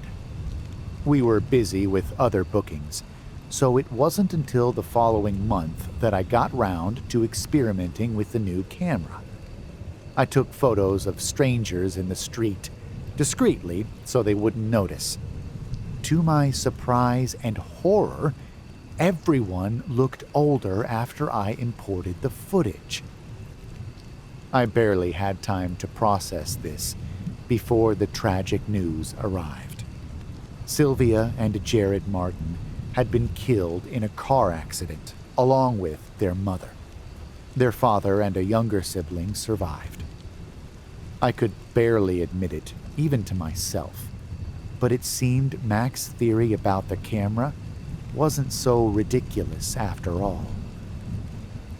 I toyed with the idea of writing an anonymous letter to the families of the boys due to die in the next few years, but I would have needed to include copies of the photos to stand any chance of being believed, which would have traced it back to me and almost certainly damaged my reputation as a photographer.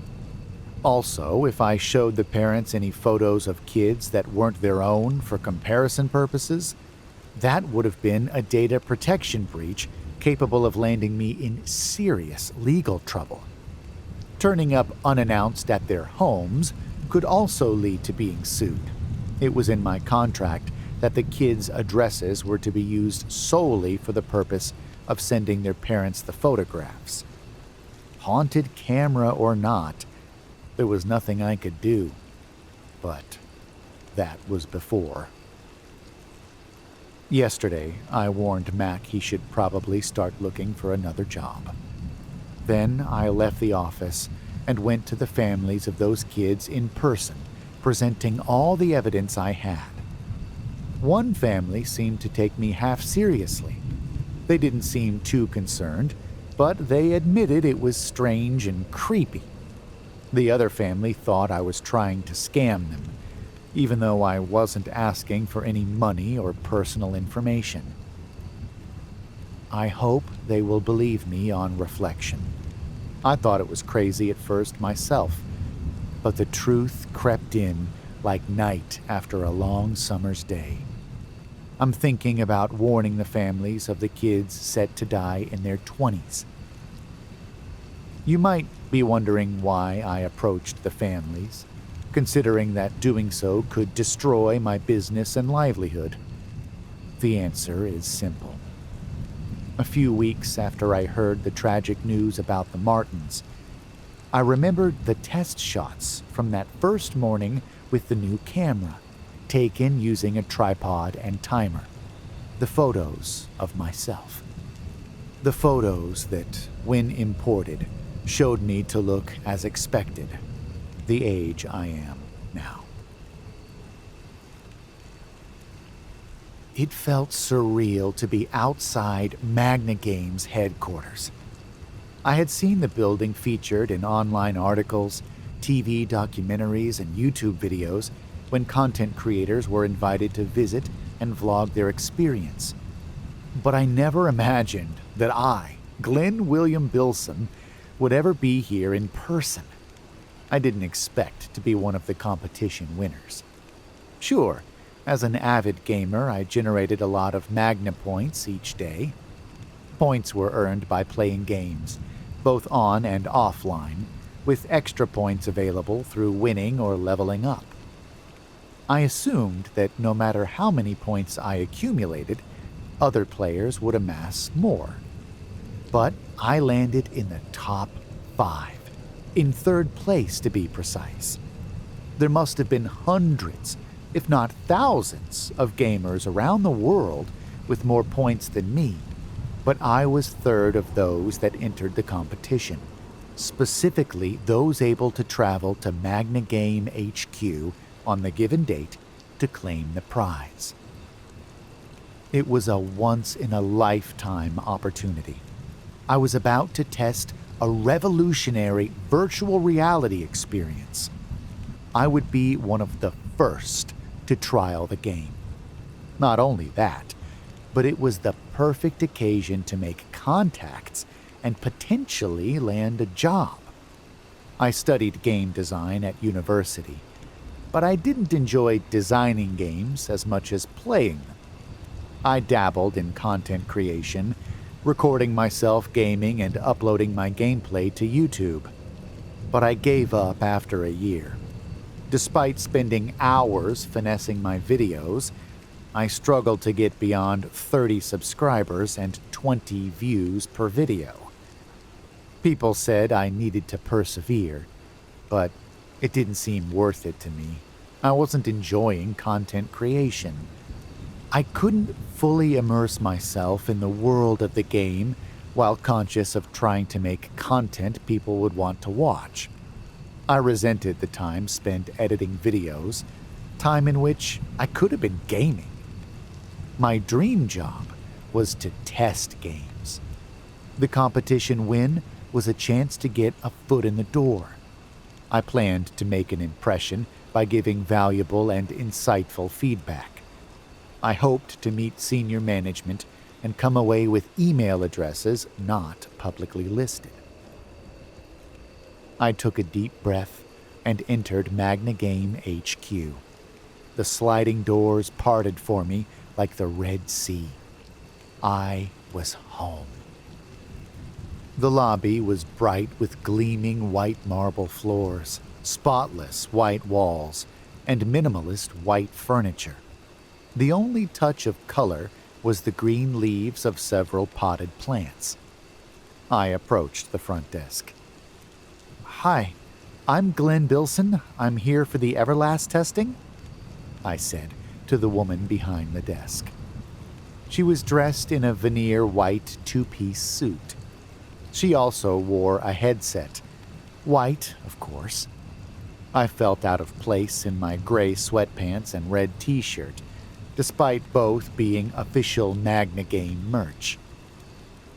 "Can I see some ID?" she asked. I fumbled through my wallet for my driver's license. She looked between my face and my driver's license photo so many times I started to worry there was some kind of problem, despite the photo being only a few years old. But eventually she handed it back to me and pointed to a corridor to the left of the desk. "Go down there, and security will meet you at the barrier," she told me. Getting through security felt like being at an airport. My bag got sent through a scanner. I had to walk through a metal detector before getting frisked. But soon enough, I was cleared and shown to a small waiting room. 6 people were already there. I recognized 2 of them from YouTube. I guessed a few influencers must have been invited, along with the 5 competition winners. "I'm Sheila," said a glamorous blonde. "Glenn," I replied.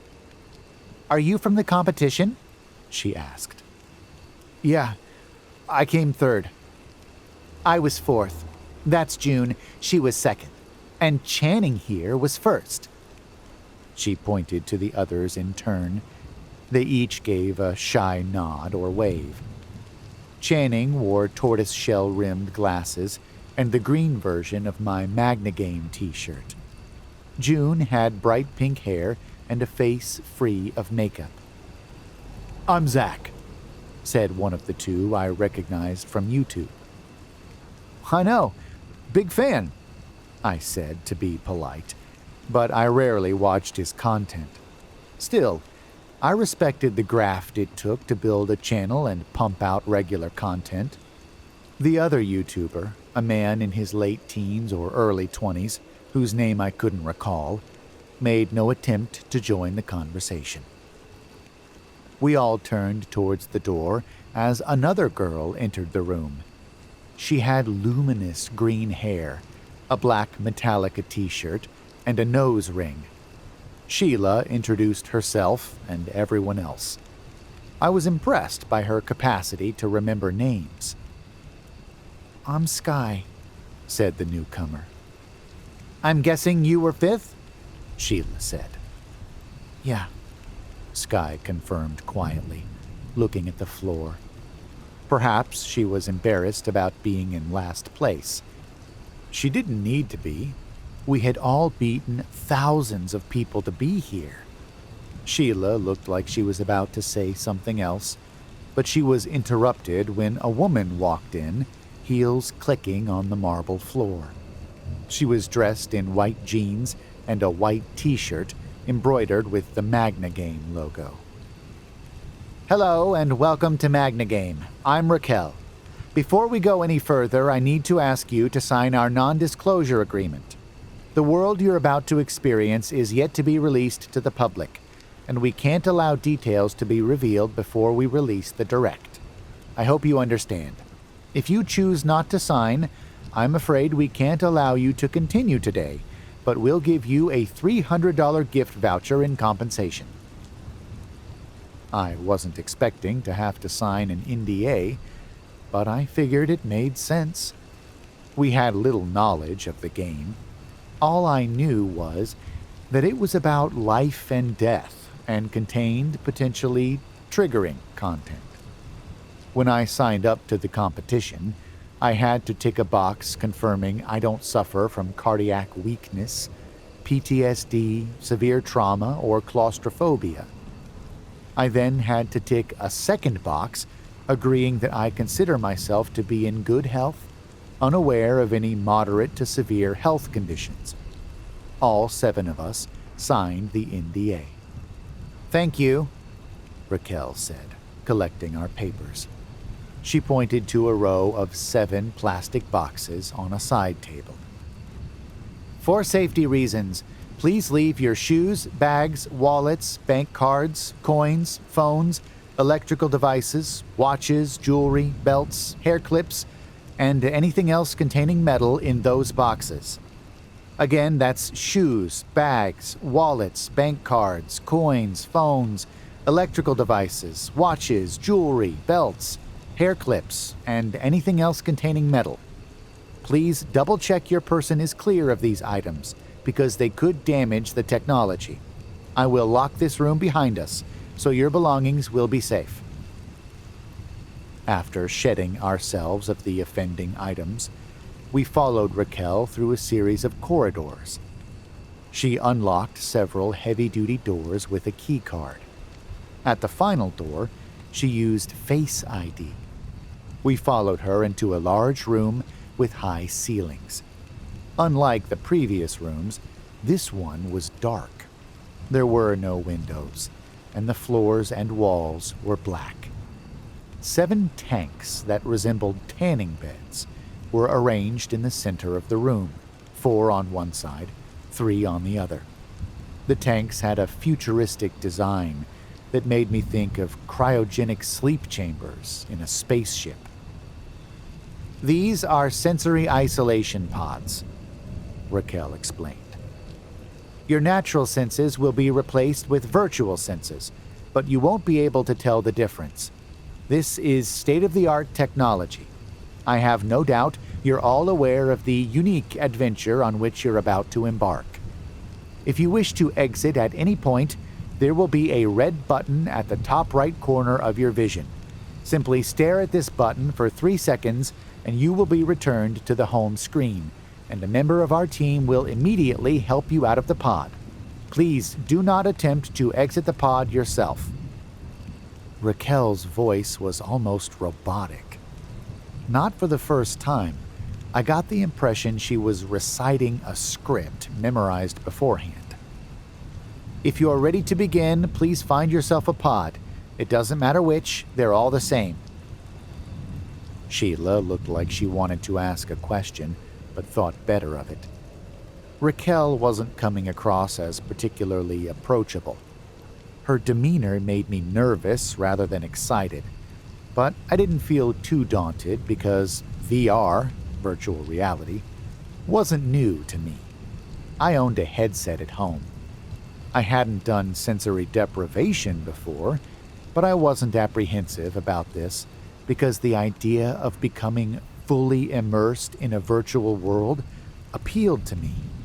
It was the ultimate escape from real life, a chance to experience nothing outside of the game. Members of staff dressed in black versions of Raquel's jeans and shirt combo seemed to appear from nowhere. They helped us into our pods. My arms, legs, and chest were strapped down. Until now, I hadn't realized we weren't testing a game designed for players to use at home. I wondered if they were planning to open a theme park or immersive experience. Of course, people could have a family member or partner strap them in at home, but it seemed unlikely and unfair that Magnigame would launch a product excluding solo players. I made a mental note to include this observation in my feedback.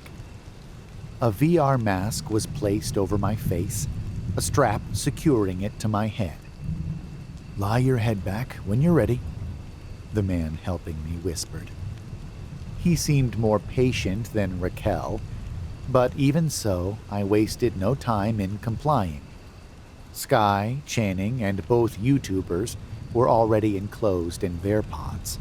I didn't want to cause a delay. As the lid closed on me, my mind conjured the image of a coffin closing. I took a deep breath to calm my nerves, but this did nothing to restrain my irrational thoughts of being buried alive. Luckily, a bright screen appeared, dispelling the darkness and taking up the entirety of my vision. I was now in the mountains, not enclosed in a casket. Words appeared instructing me to blink 3 times to enter the game. I did so, and more words appeared. "Welcome to Everlast. Experience endless lives and deaths. Stare at an option for 3 seconds to select." These words faded away and were replaced with a list. "How do you want to die?" a male voice asked in my ear, making me jump. The voice sounded like AI, but it hadn't spoken long enough for me to feel certain. I read through the options. I stared at the button containing the words, "in an explosion," for several seconds. The list disappeared, and I found myself piloting a spaceship, whizzing through the stars. Suddenly, an alarm sounded. The dashboard flashed a warning, "System failure," in bold red letters. I didn't know what to do. I pulled a random lever, but nothing happened. Before I could consider pressing anything else, an impossibly bright light devoured my vision.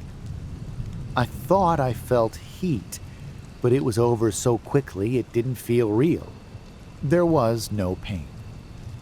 Still, I felt shocked in a way I can only describe as traumatic when I found myself back in front of the list of options. I was breathing heavily and needed to wait for my desperately beating heart to slow down. When I felt calmer, I considered my next death. I selected falling from a height. This time, after the options vanished, I was standing on the open rooftop of a tall building, a bitter and heavy wind slamming into my face, making my eyes water. I walked towards the edge. I tried to step back, but my limbs seemed to have a life of their own as they continued moving forwards before climbing over the metal barrier. I lingered on the precipice, terrified of looking down, but my attention and the distant ground were drawn to each other like magnets. Cars meandered below, oblivious to my peril. I felt overcome with relief when I realized I was in control of my body again. I raised an arm, and a virtual hand appeared in front of my face. I wasn't sure how this was possible, considering my real arms were strapped down. It must have been the virtual senses Raquel was talking about. Stepping off the edge was too difficult. I knew it wasn't real, but I couldn't do it. I wondered how to return to the list of options. I could see the red button Raquel mentioned in the top right corner of my vision, but I didn't want to exit the entire experience, just this death. If I stared at the red button, would someone release me from my pod? Would they let me re-enter the experience after that? Before I could decide what to do, I felt a hand on my back. Then I was falling through the air, the wind now 100 times more brutal against my skin. Someone pushed me. I had been murdered, yet I was still alive, breathing, but completely helpless, a dead man walking. falling. My surroundings were too blurred to see anything except the concrete that rose up to meet me. I expected death to be merciful, but I felt my bones shatter, my body break. I didn't have time to cry out in pain before my field of vision disintegrated and I felt nothing at all. I found myself back at the options, again gasping for breath. It was too much. There was no joy in this game. Was it even a game? I couldn't do anything to defend my character, so what was the point? Could this game leave players dealing with lasting trauma in the real world? I didn't want to give a negative review given my career aspirations, but I had to be honest. This game wasn't for me, and I didn't think it should be released to the public in its current form. I stared at the red circle. The screen faded, leaving me in utter darkness. I flexed my fingers. The movement helped to calm me down, but I wanted out. Why wasn't the lid opening? I was close to panic when the pod finally opened. The same man that helped me into the pod stood above me. It didn't take long for my eyes to adjust because the room was so dark with its black walls and dim lighting. The man removed my mask, then leaned over to unstrap me. He seemed worried, petrified even. I looked around. 3 of the pods, aside from mine, were open. One to my left was surrounded by staff. "Clear!" someone yelled. This was followed by a zapping sound.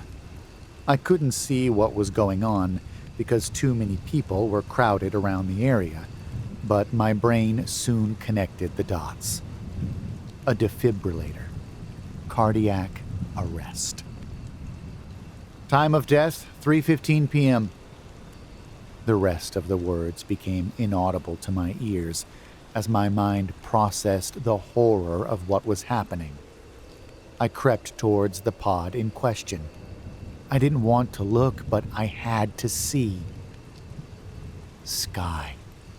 Her neon green hair fanned around her pale face. Her eyes were open but unblinking, unseeing. In the corner of my eye, I glimpsed the pod opposite Sky's. It was open, someone lying inside. Why weren't they getting up? I moved to the pod. I wanted to go back, but my legs kept walking. I felt like I was in the game again, headed towards the ledge. It was Channing. There was no rise or fall of his chest. I put my finger under his nose, but felt no breath. He was gone. A quick circuit of the room told me Sheila was also dead. This one hurt more somehow. She was so vibrant in life, and death withered her. She was pretty, but I think most of her magic came from her soul, and this was no longer in the room with us. It wasn't until a 5th tank opened and June was pronounced dead that I noticed the way Raquel and a few others were looking at me. I was in danger. My instincts were confirmed when the man who helped me in and out of my pod mouthed, "Run." I sprinted to the door, my heart pumping with adrenaline that simultaneously gave me super speed and made me feel like I was about to pass out. Raquel and the others were at least 3 car lengths behind me when I reached the door, but it wouldn't open. My eyes were drawn to the Face ID pad. I tried on the off chance, but a red light bleeped, rejecting me, trapping me.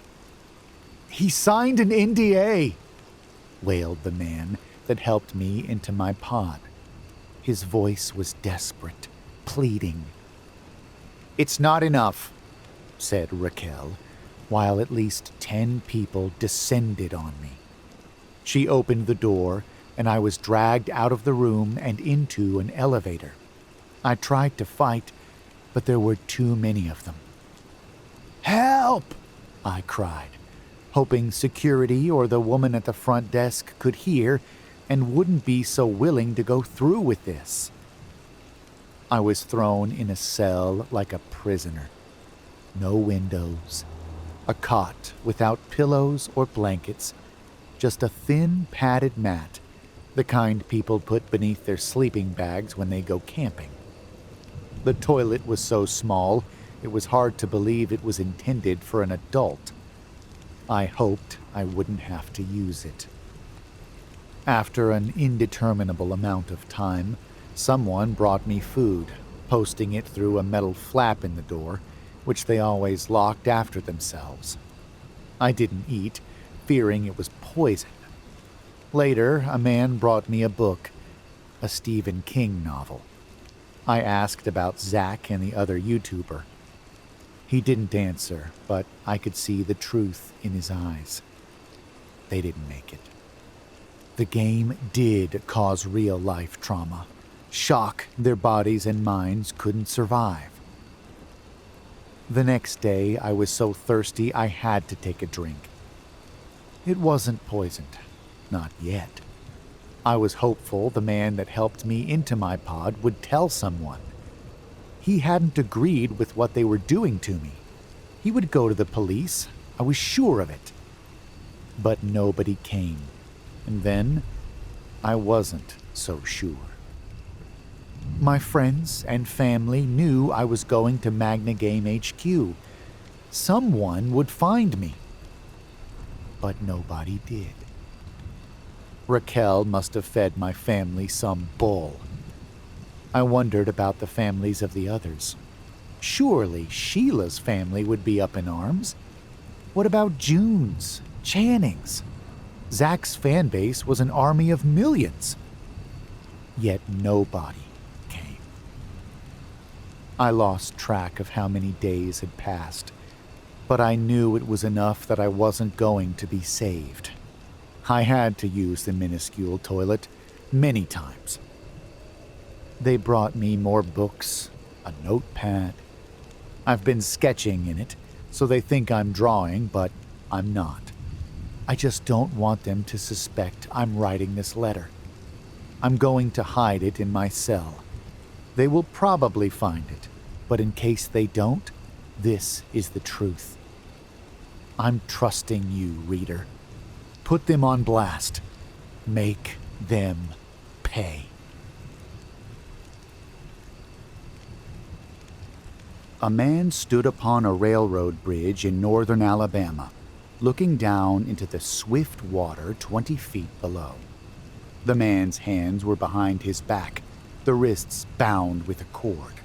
A rope closely encircled his neck. It was attached to a stout cross timber above his head, and the slack fell to the level of his knees.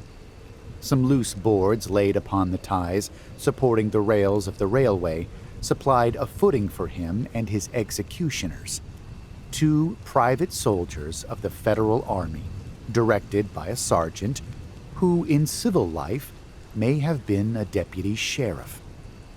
At a short remove upon the same temporary platform was an officer in the uniform of his rank, armed. He was a captain. A sentinel at each end of the bridge stood with his rifle in the position known as support, that is to say, vertical in front of the left shoulder, the hammer resting on the forearm thrown straight across the chest, a formal and unnatural position, enforcing an erect carriage of the body. It did not appear to be the duty of these 2 men to know what was occurring at the center of the bridge. They merely blockaded the 2 ends of the foot planking that traversed it. Beyond one of the sentinels, nobody was in sight. The railroad ran straight away into a forest for 100 yards, then, curving, was lost to view. Doubtless there was an outpost farther along. The other bank of the stream was open ground, a gentle slope topped with a stockade of vertical tree trunks, loopholed for rifles, with a single embrasure through which protruded the muzzle of a brass cannon commanding the bridge. Midway up the slope between the bridge and fort were the spectators, a single company of infantry in line at parade rest, the butts of their rifles on the ground, the barrels inclining slightly backward against the right shoulder, the hands crossed upon the stock. A lieutenant stood at the right of the line, the point of his sword upon the ground, his left hand resting upon his right. Excepting the group of 4 at the center of the bridge, not a man moved. The company faced the bridge, staring stonily, motionless.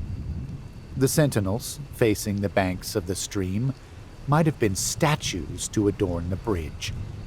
The captain stood with folded arms, silent, observing the work of his subordinates, but making no sign. Death is a dignitary who, when he comes announced, is to be received with formal manifestations of respect, even by those most familiar with him. In the code of military etiquette, silence and fixity are forms of deference. The man who was engaged in being hanged was apparently about 35 years of age. He was a civilian, if one might judge from his habit, which was that of a planter. His features were good, a straight nose, firm mouth, broad forehead, from which his long dark hair was combed straight back, falling behind his ears to the collar of his well-fitting frock coat. He wore a mustache and pointed beard, but no whiskers. His eyes were large and dark gray, and had a kindly expression which one would hardly have expected in one whose neck was in the hemp. Evidently, this was no vulgar assassin. The liberal military code makes provision for hanging many kinds of persons, and gentlemen are not excluded. The preparations being complete, the 2 private soldiers stepped aside, and each drew away the plank upon which he had been standing. The sergeant turned to the captain, saluted, and placed himself immediately behind that officer, who in turn moved apart 1 pace. These movements left the condemned man and the sergeant standing on the 2 ends of the same plank, which spanned 3 of the cross ties of the bridge. The end upon which the civilian stood almost, but not quite, reached a 4th. This plank had been held in place by the weight of the captain. It was now held by that of the sergeant. At a signal from the former, the latter would step aside. The plank would tilt, and the condemned man go down between 2 ties. The arrangement commended itself to his judgment as simple and effective. His face had not been covered, nor his eyes bandaged. He looked a moment at his unsteadfast footing, then let his gaze wander to the swirling water of the stream racing madly beneath his feet. A piece of dancing driftwood caught his attention, and his eyes followed it down the current. How slowly it appeared to move! What a sluggish stream! He closed his eyes in order to fix his last thoughts upon his wife and children. The water, touched to gold by the early sun, the brooding mists under the banks at some distance down the stream, the fort, the soldiers, the piece of drift, all had distracted him. And now he became conscious of a new disturbance. Striking through the thought of his dear ones was sound which he could neither ignore nor understand. A sharp, distinct, metallic percussion like the stroke of a blacksmith's hammer upon the anvil. It had the same ringing quality. He wondered what it was, and whether immeasurably distant or nearby. It seemed both. Its recurrence was regular, but as slow as the tolling of a death knell. He awaited each new stroke with impatience, and, he knew not why, apprehension. The intervals of silence grew progressively longer. The delays became maddening. With their greater infrequency, the sounds increased in strength and sharpness. They hurt his ear like the thrust of a knife. He feared he would shriek. What he heard was the ticking of his watch. He unclosed his eyes and saw again the water below him. If I could free my hands, he thought, I might throw off the noose and spring into the stream. By diving, I could evade the bullets and, swimming vigorously, reach the bank, take to the woods, and get away home. My home, thank God, is as yet outside their lines. My wife and little ones are still beyond the invaders' farthest advance.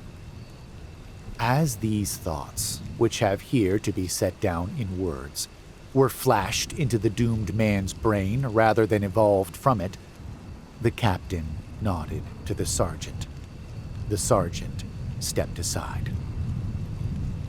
Peyton Farquhar was a well-to-do planter of an old and highly respected Alabama family.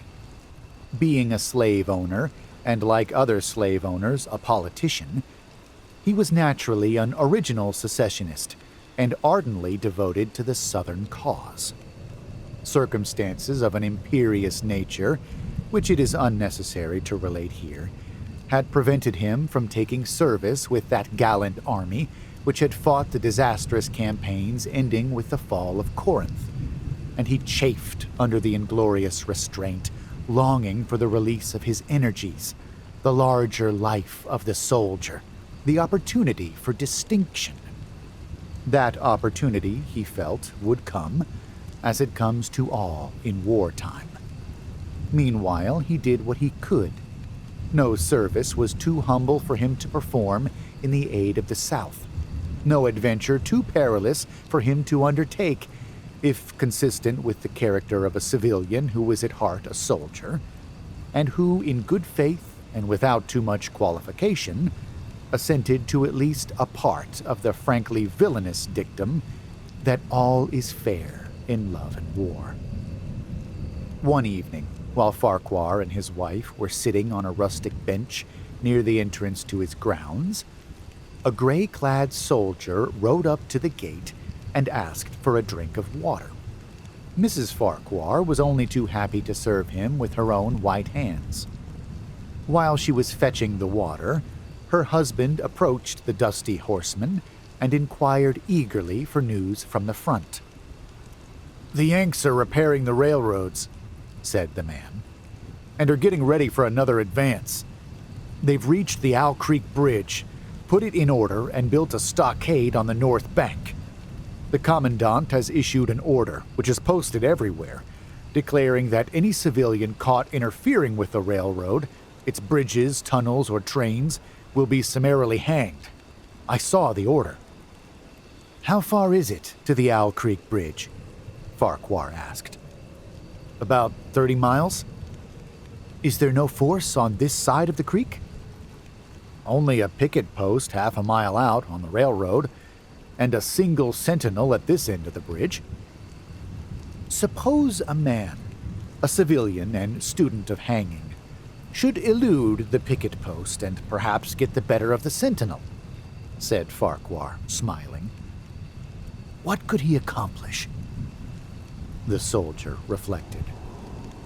"I was there a month ago," he replied.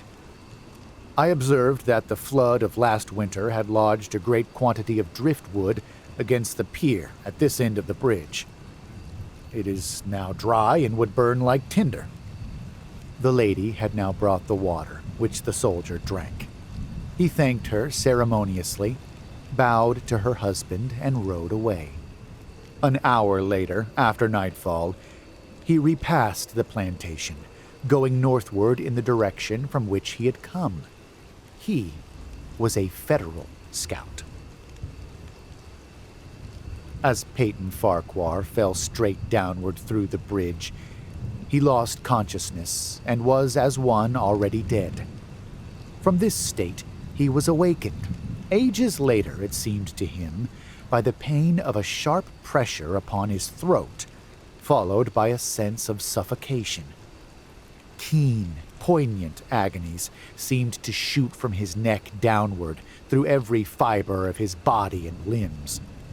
These pains appeared to flash along well-defined lines of ramification and to beat with an inconceivably rapid periodicity.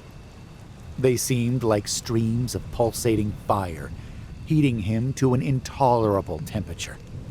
As to his head, he was conscious of nothing but a feeling of fullness, of congestion. These sensations were unaccompanied by thought. The intellectual part of his nature was already effaced. He had power only to feel, and feeling was torment. He was conscious of motion.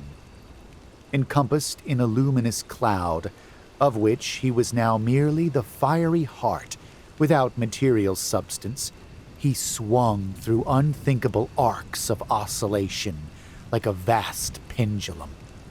Then, all at once, with terrible suddenness, the light about him shot upward with the noise of a loud splash. A frightful roaring was in his ears, and all was cold and dark. The power of thought was restored. He knew that the rope had broken, and he had fallen into the stream. There was no additional strangulation. The noose about his neck was already suffocating him and kept the water from his lungs. To die of hanging at the bottom of a river, the idea seemed to him ludicrous. He opened his eyes in the darkness and saw above him a gleam of light.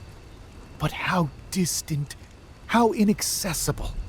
He was still sinking, for the light became fainter and fainter until it was a mere glimmer.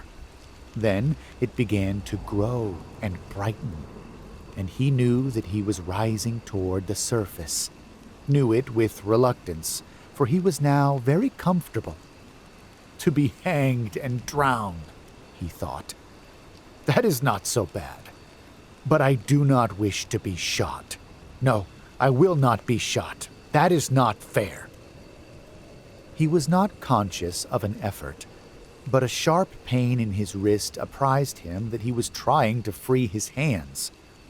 He gave the struggle his attention, as an idler might observe the feat of a juggler, without interest in the outcome. What splendid effort! What magnificent, what superhuman strength! Ah, that was a fine endeavor. Bravo! The cord fell away. His arms parted and floated upward, the hands dimly seen on each side in the growing light. He watched them with a new interest, as first one and then the other pounced upon the noose at his neck. They tore it away and thrust it fiercely aside, its undulations resembling those of a water snake. "Put it back! Put it back!"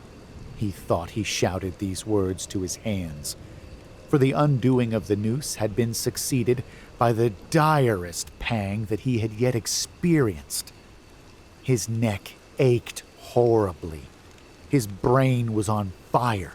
His heart, which had been fluttering faintly, gave a great leap, trying to force itself out at his mouth. His whole body was racked and wrenched with an insupportable anguish. But his disobedient hands gave no heed to the command. They beat the water vigorously with quick downward strokes, forcing him to the surface. He felt his head emerge. His eyes were blinded by the sunlight. His chest expanded convulsively, and with a supreme and crowning agony, his lungs engulfed a great draught of air, which instantly he expelled in a shriek. He was now in full possession of his physical senses. They were, indeed, preternaturally keen and alert. Something in the awful disturbance of his organic system had so exalted and refined them, they made record of things never before perceived. He felt the ripples upon his face and heard their separate sounds as they struck. He looked at the forest on the bank of the stream, saw the individual trees, the leaves and the veining of each leaf. He saw the very insects upon them, the locusts, the brilliant-bodied flies, the gray spiders stretching their webs from twig to twig. He noted the prismatic colors in all the dewdrops upon a million blades of grass, the humming of the gnats that danced above the eddies of the stream, the beating of the dragonfly's wings, the strokes of the water spider's legs, like oars which had lifted their boat. All these made audible music. A fish slid along beneath his eyes, and he heard the rush of its body parting the water. He had come to the surface, facing down the stream. In a moment, the visible world seemed to wheel slowly round, himself the pivotal point, and he saw the bridge, the fort, the soldiers upon the bridge, the captain, the sergeant, the two privates, his executioners. They were in silhouette against the blue sky. They shouted and gesticulated, pointing at him. The captain had drawn his pistol but did not fire. The others were unarmed. Their movements were grotesque and horrible, their forms gigantic. Suddenly, he heard a sharp report, and something struck the water smartly within a few inches of his head, spattering his face with spray. He heard a second report and saw one of the sentinels with his rifle at his shoulder, a light cloud of blue smoke rising from the muzzle. The man in the water saw the eye of the man on the bridge gazing into his own through the sights of the rifle. He observed that it was a gray eye, and remembered having read that gray eyes were keenest, and that all famous marksmen had them. Nevertheless, this one had missed.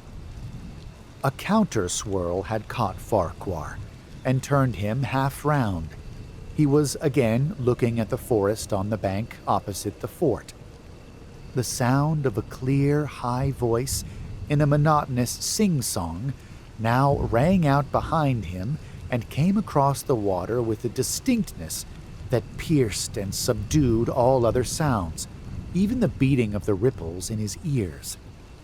Although no soldier, he had frequented camps enough to know the dread significance of that deliberate, drawling, aspirated chant. The lieutenant on shore was taking a part in the morning's work.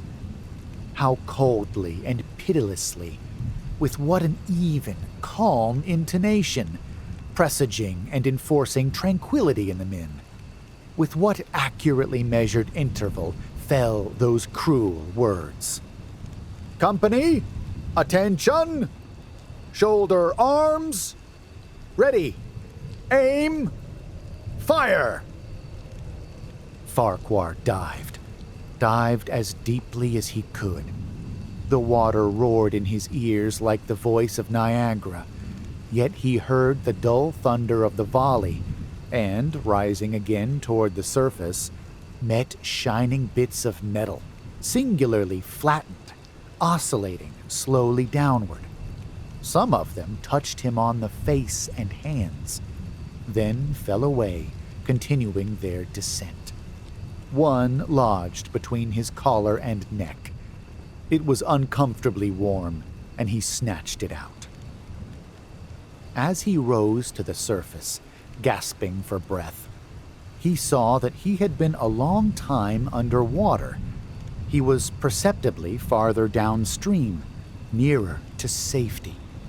The soldiers had almost finished reloading. The metal ramrods flashed all at once in the sunshine as they were drawn from the barrels, turned in the air, and thrust into their sockets.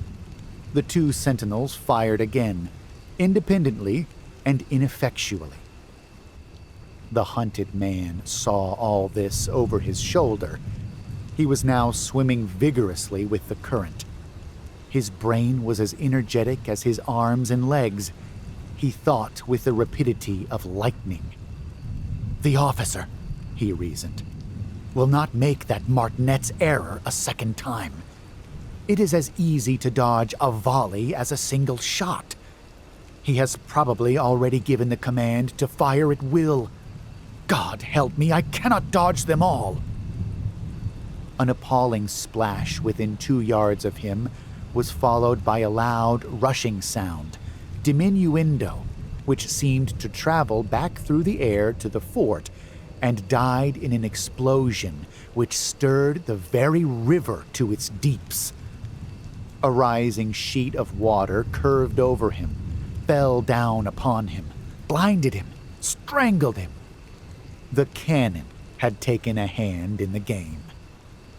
As he shook his head free from the commotion of the smitten water, he heard the deflective shot humming through the air ahead, and in an instant it was cracking and smashing the branches in the forest beyond.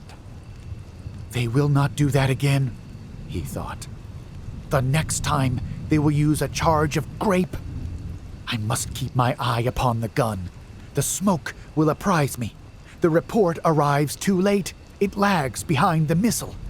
That is a good gun." Suddenly he felt himself whirled round and round, spinning like a top. The water, the banks, the forests, the now distant bridge, fort, and men all were commingled and blurred. Objects were represented by their colors only. Circular, horizontal streaks of color, that was all he saw. He had been caught in a vortex and was being whirled on with a velocity of advance and gyration that made him giddy and sick. In few moments, he was flung upon the gravel at the foot of the left bank of the stream, the southern bank, and behind a projecting point which concealed him from his enemies. The sudden arrest of his motion, the abrasion of one of his hands on the gravel, restored him, and he wept with delight. He dug his fingers into the sand, threw it over himself in handfuls, and audibly blessed it. It looked like diamonds, rubies, emeralds. He could think of nothing beautiful which it did not resemble. The trees upon the bank were giant garden plants. He noted a definite order in their arrangement, inhaled the fragrance of their blooms. A strange roseate light shone through the spaces among their trunks, and the wind made in their branches the music of Aeolian harps. He had not wished to perfect his escape.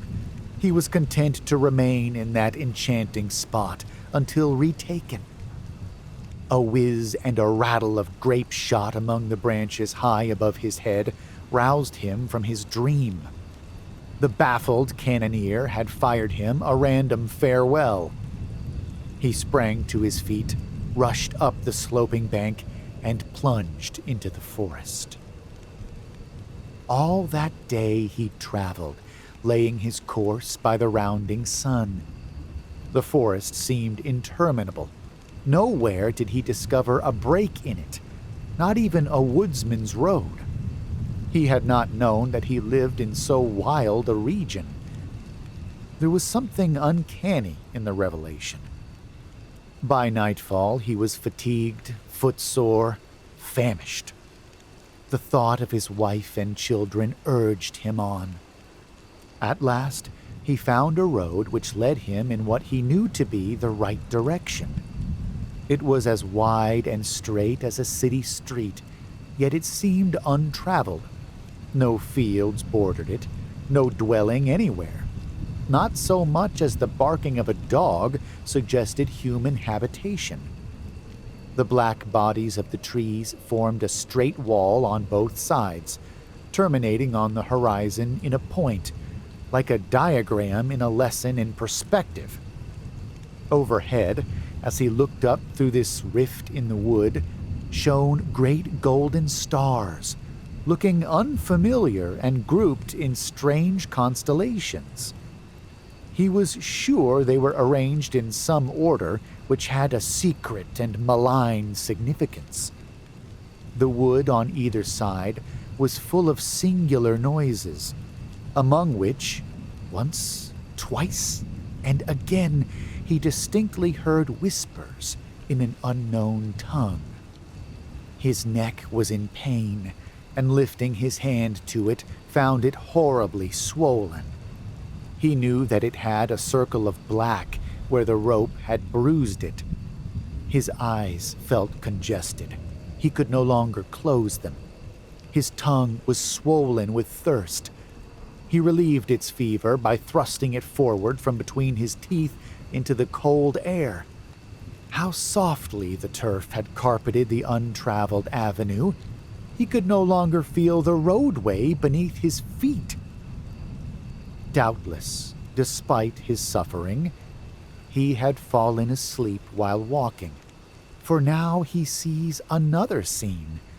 Perhaps he has merely recovered from a delirium. He stands at the gate of his own home. All is as he left it, and all bright and beautiful in the morning sunshine. He must have traveled the entire night. As he pushes open the gate and passes up the wide white walk, he sees a flutter of female garments. His wife, looking fresh and cool and sweet, steps down from the veranda to meet him. At the bottom of the steps she stands waiting, with a smile of ineffable joy, an attitude of matchless grace and dignity. Oh, how beautiful she is! He springs forwards with extended arms. As he is about to clasp her, he feels a stunning blow upon the back of the neck. A blinding white light blazes all about him with a sound like the shock of a cannon. Then all is darkness and silence. Peyton Farquhar was dead. His body, with a broken neck, swung gently from side to side beneath the timbers of the Owl Creek Bridge.